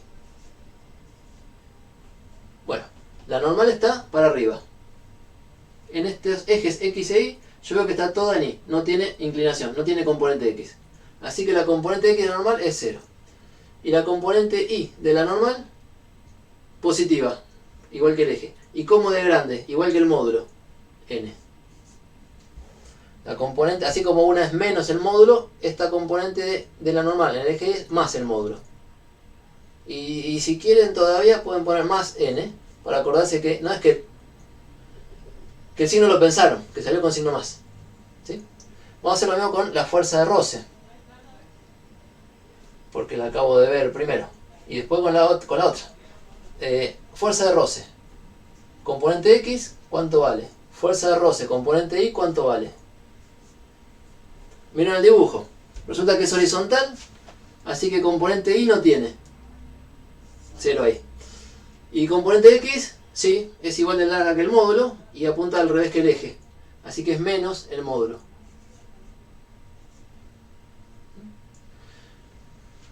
¿Vamos? Vemos. Ahora veo las preguntas. Y me falta la tensión. Son 4 fuerzas, 4 descomposiciones. ¿Cuánto vale la componente x de la tensión y cuánto vale la componente y de la tensión? Miro el dibujo, miro mis ejes. La componente t es horizontal. Digo, qué suerte, ¿no? Porque si fuera inclinada tendría que poner seno y coseno, pero vamos por el mismo camino. Lo van a hacer. Y si es horizontal, bueno, la componente y no tiene. 0 por acá. Y componente x sí tiene. Es positiva, como el eje, y es igual que el módulo. Así que le pongo más t. La componente x es más el módulo. Sí. Veo preguntas y no sé si quieren hacer más, por supuesto. Había una respuesta. Y NJ, cuando hablábamos de componentes, bueno, creo que ya quedó en el camino, lo hicimos, ¿no? Entonces, cada una de estas fuerzas tiene su componente x y su componente y. Muchas veces, y por suerte en los problemas, algunas son 0. Quiere decir que después en las cuentas desaparecen y me dan menos trabajo. Pero a veces es engañoso que, a veces, al principio, ustedes ven 0, bueno, 0 no lo ponen. Y no lo ponen y es como que la fuerza no la puse. Y no sé si lo olvidé o no sé qué hice. Bueno, cuando escribo en vectores pongo todas las fuerzas. Suma de fuerzas es suma de todas las fuerzas. Cuando escribo en componentes pongo las x y las y. ¿Y qué me queda? Voy a escribir todavía despacito. La componente x de esta ecuación, que es la segunda ley de Newton, será que la componente x del peso, o sea, los vectores se suman componente a componente. Para hacer la x del resultado es la componente x del peso, más la componente x de la tensión, más la componente x de la normal, más la componente x de la fuerza de roce. Y eso tiene que dar igual a la componente x de este vector nulo, que es 0. Y uno puede decir, mirar y va a decir, profe, no ponga la nx, total es 0. Y es cierto, va a desaparecer, pero no desaparece por magia. Tendría que estar, pero vale 0. Entonces, en el eje x me está quedando px, no me queda nada. Tx me queda t, con signo más. Nx, nada. Y fuerza de roce x, acá está, menos fuerza de roce. Y eso es igual a 0. Sigo. Vamos a poner el eje Y.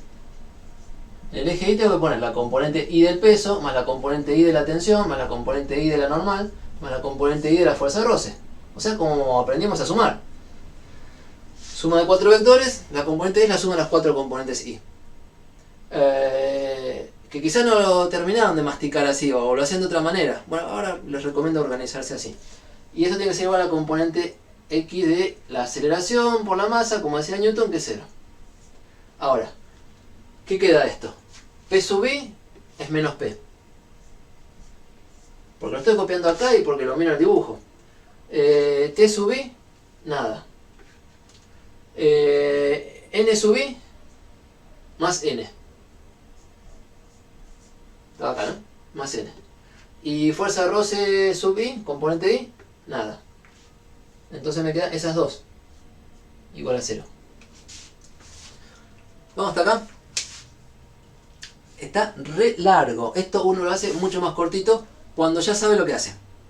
Entonces, a veces el problema de la práctica es decir, me quiero apurar y me quedo en el aire lo que estaba haciendo. Lo que estoy haciendo es usar la segunda ley de Newton, que es de vectores. Detallando qué fuerzas hay y qué aceleraciones hay. Dibujando las fuerzas. Poniendo ejes para hacer componentes. Y descomponiendo. Proyectando, como hoy me preguntaban, ¿hay que descomponerlas? Las fuerzas, sí, hay que descomponerlas y acá está hecha la descomposición. En los ejes, para el momento de hacer la suma. Y cuando hago la suma, ¿qué me quedó? Permiso. Esta ya lo sé.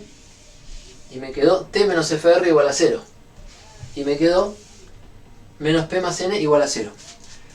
Que si uno se acostumbra a verlo y lo mira con cariño, o sea, esto es lo que pasó en X, esto es lo que pasó en Y, y forman un sistema de ecuaciones en general. ¿Qué pasó en X? Y miro mi dibujo y en X me importaban estas dos. Y me dicen, esta con signo más y esta con signo menos suman 0. O sea, si la suma de vectores va a ser 0, es que tienen que ser igual de largas. El dibujito no me ayudó, vamos a hacer lo que se vea mejor. Si la suma de vectores se hace componente a componente, o sea, se hace eje por eje, en el eje X lo único que está funcionando es la fuerza de roce y la tensión, y como son opuestas, ya lo había armado para que sumen 0, más vale que sean de igual módulo, para que sumen 0. Y eso es lo que despejo, que la tensión es igual a la fuerza de roce en módulo. ¿Por qué en módulo? Porque cuando puse mis componentes, P, N, F, R y T, eran módulos. Yo puse el signo de la componente y el módulo. Entonces, lo que estoy manejando ahora, que tienen signos más y menos adelante, son los módulos. Y cuando despejo de acá, que T es igual a FR, me dice, ah, mira, estas dos fuerzas se equilibran entre sí, empatan entre sí. Y la otra componente que me dice, es la del eje Y. Si voy a mirar el dibujo, miro el eje Y. Y en el eje Y las que juegan son estas dos. Estas dos no juegan, o sea, FR y T no juegan en el eje Y. La normal del peso sí. Y una es positiva, la otra es negativa como componentes, y para que sumen 0 más vale que sean iguales los módulos. Y si despejo de acá me dice que el módulo del peso es igual al módulo de normal. ¿Sí? Entonces, ¿qué aprendió uno estudiando el reposo de este problema? Por ejemplo, que si... Bueno, y el peso es M por G. Se lo vamos a contar. Así que si teníamos como dato la masa, tenemos como dato el peso. Y si teníamos como dato la tensión, entonces podríamos despejar cuánto vale la fuerza de roce y cuánto vale la normal. Y con la fuerza de roce y la normal podríamos armar cuánto vale la fuerza de contacto, esa que había acá que borré. Comentario hasta ahí. Porque en principio terminé con el ejemplo. Si no me había notado algo más.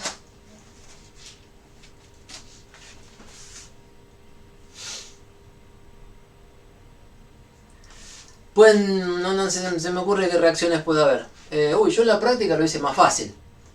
Probablemente lo hiciste más cortito. Pero en ese cortito estabas usando todas estas ideas. Entonces yo lo hice como muy explicado muy anotado.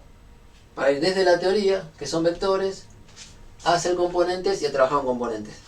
Por ahí en la práctica te haces este dibujo y ya miras, en el eje X pongo estos dos, en el eje Y pongo estos dos, y lo único que escribiste fue esto.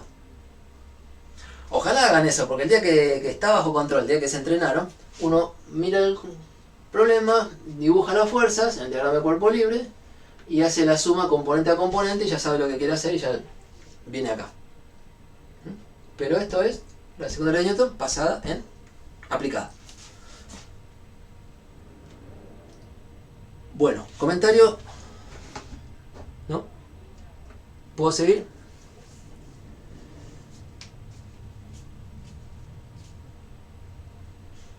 ¿Se cortó internet? No.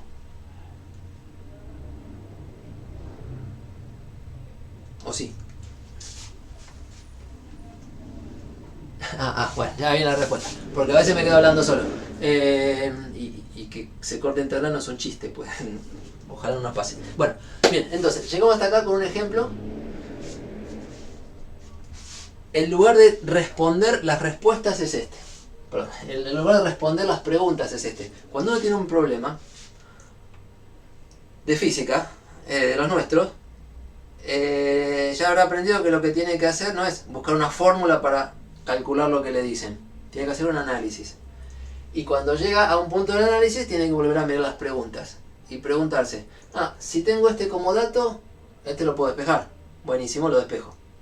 Y me preguntan y lo puedo despejar si este fuera dato. Reviso el enunciado, ¿tengo el dato? Sí, lo despejo. Y armo la respuesta. Bien, yo borraría acá para seguir con generalidad avisándoles que hay en la práctica. Y después un poquito más de teoría que quiero hacer.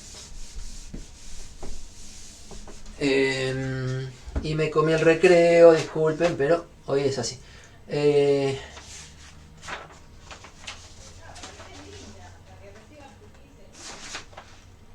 Bien, entonces, casos que se pueden plantear. Casos en la práctica. O posibilidades. Posibilidades me gustaría más haber levantado, pero bueno, ya está. Uno tiene un cuerpo que va a estudiar, de masa m, y tiene una forma de moverse. O sea, tiene su posición, su velocidad y su aceleración. Y lo que nos dice Newton es que para este tema lo más importante es la aceleración. No se olviden que la aceleración viene después de conocer posición y velocidad. Por un lado tiene eso, el movimiento. Y por otro lado tiene las fuerzas que actúan.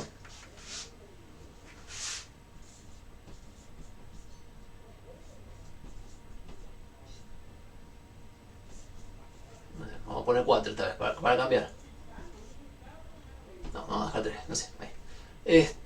Y entonces, la segunda ley de Newton, que es lo que vamos a usar siempre, dice que la suma de fuerzas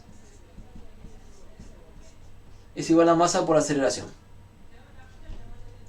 del cuerpo. La segunda ley de Newton, entonces, ahora ya lo podemos decir de vuelta, no sé, por ahí más seguros, relaciona las fuerzas que actúan con el modo de moverse. La fuerza con el modo de moverse. La fuerza con la cinemática. ¿Y qué puede pasar? Voy a poner de vuelta acá el título que me gustó más, posibilidades. ¿Cómo puede usarse esto? Y lo que les quiero contar es igual que hace un rato. A veces uno conoce las fuerzas y se preocupa por calcular aceleraciones. Y termina con un problema de movimiento de cinemática. En otros casos conoce la aceleración y se preocupa por cuáles son las fuerzas. Y si conoce esta suma, conoce algunas sí y otras no, puede despejar fuerzas. Entonces vamos a ver esto para los dos lados. Entonces las posibilidades son conocer que el dato sea la aceleración o que el dato sean las fuerzas. Básicamente, simbólicamente. O vamos a poner más palabras. Cuando el dato es la aceleración, te vas a preocupar por calcular cuál fuerza está actuando, cuánto valen, cosas así. ¿Qué dato de aceleración podemos tener? Por separado se destacan los problemas donde la aceleración es 0 y los problemas donde la aceleración es distinta de 0. Si la aceleración es 0, el problema se convierte en sumatoria de fuerzas igual a 0.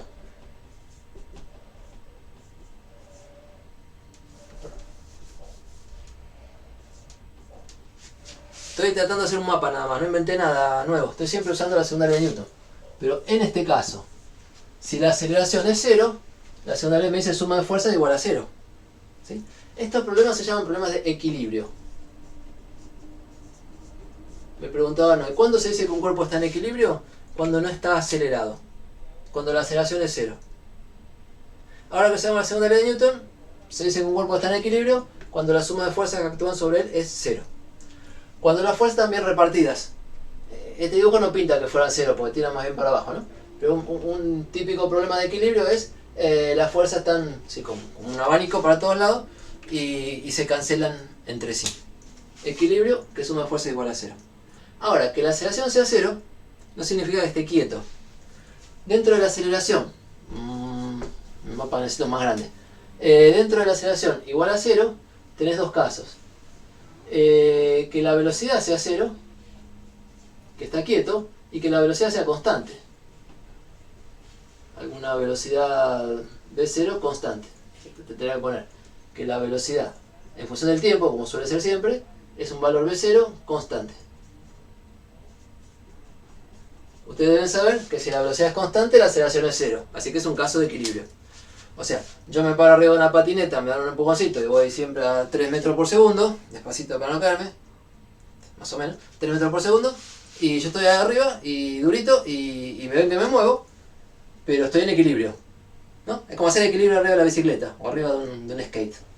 Patineta, muy viejo. Equilibrio.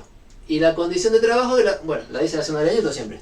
Si estoy en equilibrio, si veo que estuve con velocidad constante, suma de fuerza igual a 0.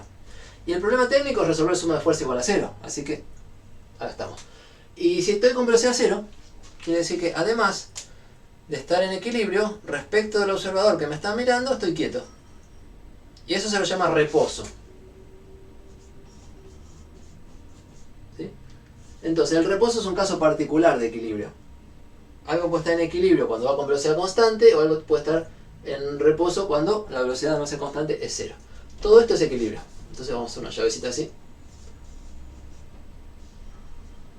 O es equilibrio con las distintas posibilidades. Reposo o velocidad constante. El otro caso de trabajo sería cuando la aceleración es distinta de 0. Y si la aceleración es distinta de 0, acuérdense que la aceleración, voy a borrar, perdón, en general es función del tiempo. Lo más general del mundo es que sea función del tiempo. Entonces, nosotros vamos a trabajar solamente con aceleraciones distintas de 0 y constantes en esta práctica. En la próxima no, en esta práctica. Porque ustedes el problema, bueno, lo hemos trabajado juntos, el problema de aceleración constante lo saben resolver en cinemática. Significa que la función velocidad es lineal y que la función posición es cuadrática. Entonces los problemas de aceleración constante están más masticados. El del tiro vertical en particular, de la práctica 2, que no había tantos, son problemas de aceleración constante. La aceleración de la gravedad, 9,8 apuntando, metros segundo cuadrado, apuntando hacia abajo, siempre el mismo valor.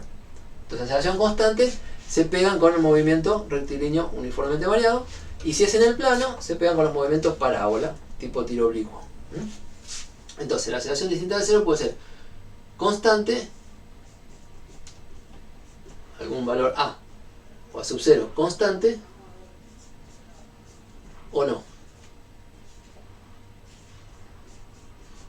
Que no sea constante sería que la derivada de la aceleración respecto del tiempo, permítame que ustedes ya están cancheros, sea distinta de 0. Porque cuando una derivada es distinta de 0 significa que la cantidad cambia. Entonces esto no lo vamos a ver simplemente, por ahora. Tenemos dos ejemplos en la materia que sí vamos a ver esto. Uno es el movimiento circular de la práctica 5 y otro es el movimiento oscilatorio, de algo que sube y baja. Que ya les voy contando que la aceleración no es constante. ¿Se usa la segunda ley de Newton? Sí, siempre, por supuesto, siempre se usa la segunda ley de Newton. El pie de todo lo que sigue en la materia es usar la segunda ley de Newton. Pero, ojito, antes de usarla, fíjate en la primera ley que te tenés que parar en un sistema inercial. Entonces, elegí bien el sistema de referencia que es inercial, mirá el cuerpo, mirá las fuerzas, mirá la aceleración y usar la segunda ley de Newton. Es un abanico de posibilidades. ¿Sí? Espero que este mapa sirva. Y entonces, si voy a hacer un conjunto de posibilidades así gráficamente, partiría los casos de equilibrio y los otros con aceleración, que se llaman de no equilibrio, que son estos, ¿no? No equilibrio. Y dentro del equilibrio hay un subconjunto que son los casos de reposo. O sea, puede haber Equilibrio en reposo y equilibrio con velocidad constante, que no es reposo, o no equilibrio. ¿Sí? Espero que este mapita sirva para que la diversidad de problemas primero se ubiquen por dónde trabajar. ¿Qué mañas hay? ¿Qué mañas o qué trucos hay para cada tipo de problema? Y reconozcan que siempre están usando la segunda ley de Newton. Pongan 0 o no pongan 0, pongan una componente, pongan 2 componentes, pongan 3, siempre están usando la segunda ley de Newton adaptada o aplicada al problema. ¿Sí? Bien, ahí vamos. Entonces, eso me habían preguntado al principio, buena pregunta, Paula, creo que era. ¿A qué llamamos equilibrio? ¿A qué llamamos reposo? Que son palabritas que aparecen en los enunciados y, bueno, significan lo que está en este mapa. Bien. Entonces, un breve repasito de las fuerzas que hemos usado. No, lo voy a ver la próxima. Sí, un breve repasito. Resulta que ustedes tienen que usar fuerzas y tienen que reconocer las fuerzas que hay. Y bueno, empiezan con los problemas y es todo nuevo, pero hacen 4, 5, 10 problemas y se van a dar cuenta que las fuerzas que usamos son más o menos siempre las mismas. Entonces, ¿cuáles son las fuerzas en la práctica? En esta práctica, porque abrís otro libro y por ahí tiene otros problemas. Los que tenemos seleccionados nosotros, los típicos de esta altura de la materia, son con ciertas fuerzas que se puede discutir muchísimo más, pero así para caracterizarlas en la práctica, ¿qué tenemos? La fuerza peso. La usamos en el ejemplo y me contestaron bien varias cosas e incluso agregaron cosas que yo no había dicho. La fuerza peso es la fuerza que sobre cualquier cuerpo de masa m ejerce la Tierra. ¿Qué características tiene?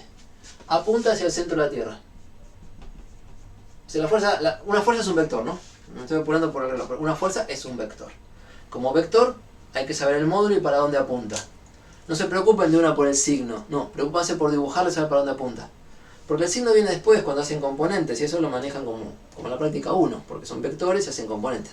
Preocupense por decir para dónde apunta. Y el peso apunta hacia el centro de la Tierra. Y el módulo del peso, que voy a llamar con letra P sin flechita, que insisto que es el módulo del vector, resulta que vale igual a la masa del peso del cuerpo por la gravedad.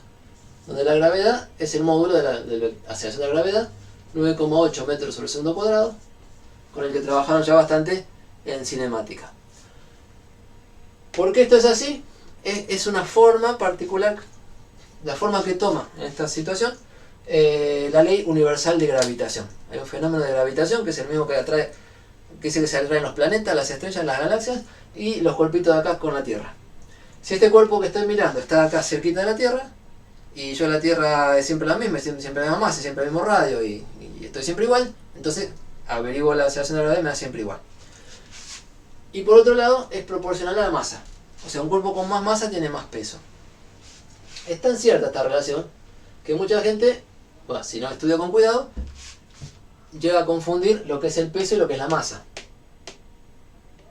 Como vivimos siempre en la Tierra con el mismo valor de G, me aumentas el peso, me aumentas la masa, me aumentas la masa, me aumentas el peso. Haces dieta para bajar el peso, tenés que perder masa. Es así. Entonces son reparientes, pero el peso es una fuerza. El peso es una fuerza. Y la masa es un escalar. Entonces, principal diferencia. El peso mide la fuerza con que atrae la Tierra al cuerpo y la masa mide la cantidad de materia. ¿Están relacionados? Sí, súper relacionados. Es así. Vamos a conversarlo más, pero es así. Pero por ejemplo, si este cuerpo te lo llevas a otro planeta, a la Luna, ¿no? A Marte, que están sacando fotos ahora con el helicóptero tan bonito, vas con el mismo cuerpo y es la misma cantidad de materia. Y el peso en Marte es como una tercera parte, un tercio. ¿Por qué? No sé por qué. No quiero mentir mucho con la astronomía que no estudié. Pero debe ser que o tiene menos masa o menos radio. O sea, los planetas tienen su masa y su radio. Y entonces la partícula de la superficie está más cerca del centro o más lejos del centro. Y por todos esos detalles, resulta que la gravedad de la calculada está otro número. O sea, 9,8 metros por segundo cuadrado es el número típico de nuestro planeta Tierra. Bien, entonces, la fuerza peso es eso. ¿Quién la hace? La Tierra. La reacción, ¿dónde está? La reacción actúa sobre la Tierra. Menos P. Y cuando estudio el cuerpo me interesa la fuerza peso y no estudio la Tierra, la dejo tranquila que está ahí abajo. ¿Sí? Esa es la fuerza peso. Y en los problemas cotidianos está siempre, porque está la Tierra siempre, entonces está siempre el peso. No se lo pueden olvidar nunca.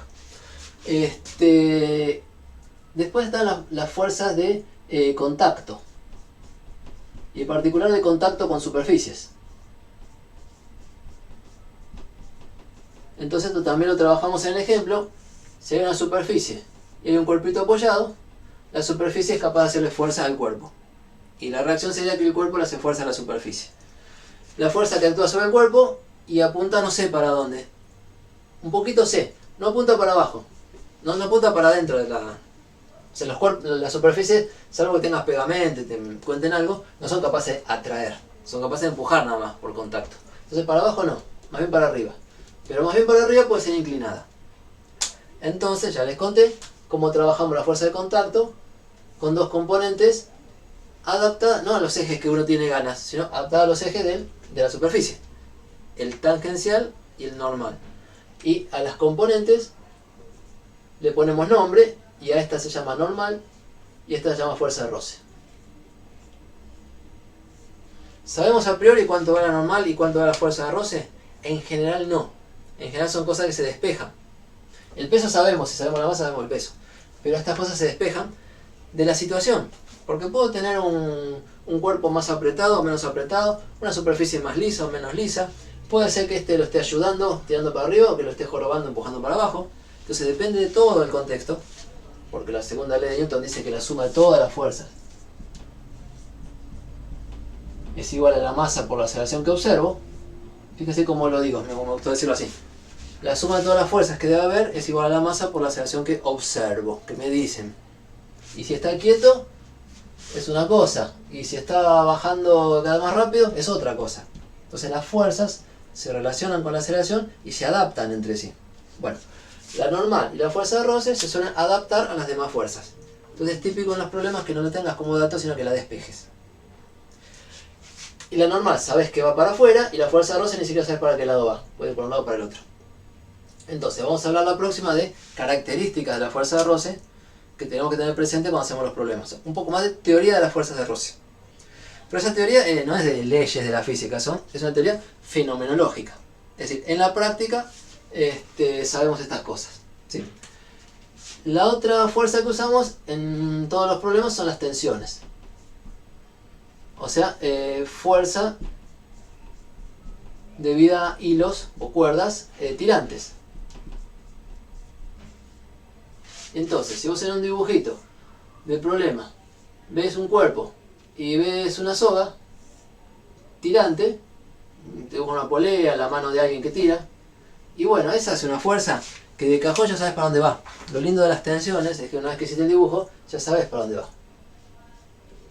¿Cuánto vale? No sé, puede ser dato, puede ser que te pregunten, pero lo que sabes es para dónde va. Entonces en el dibujo lo copias de la dirección de la soga. Y después cuando uses tus componentes para hacer, tus ejes para hacer componentes, le harás caso a tu dibujo, pero el dibujo ya sabes hacerlo, ¿sí?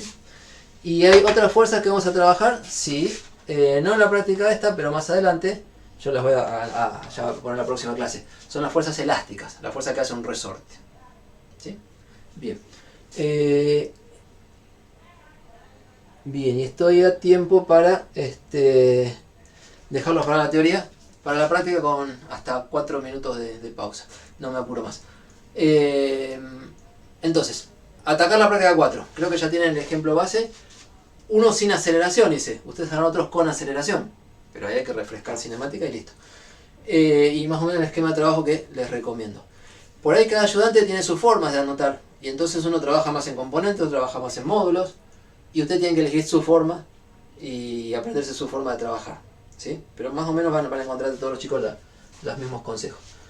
Bueno, pregunta hasta acá. Un cachito corto de la grabación. Terminamos la clase. Vamos a conversar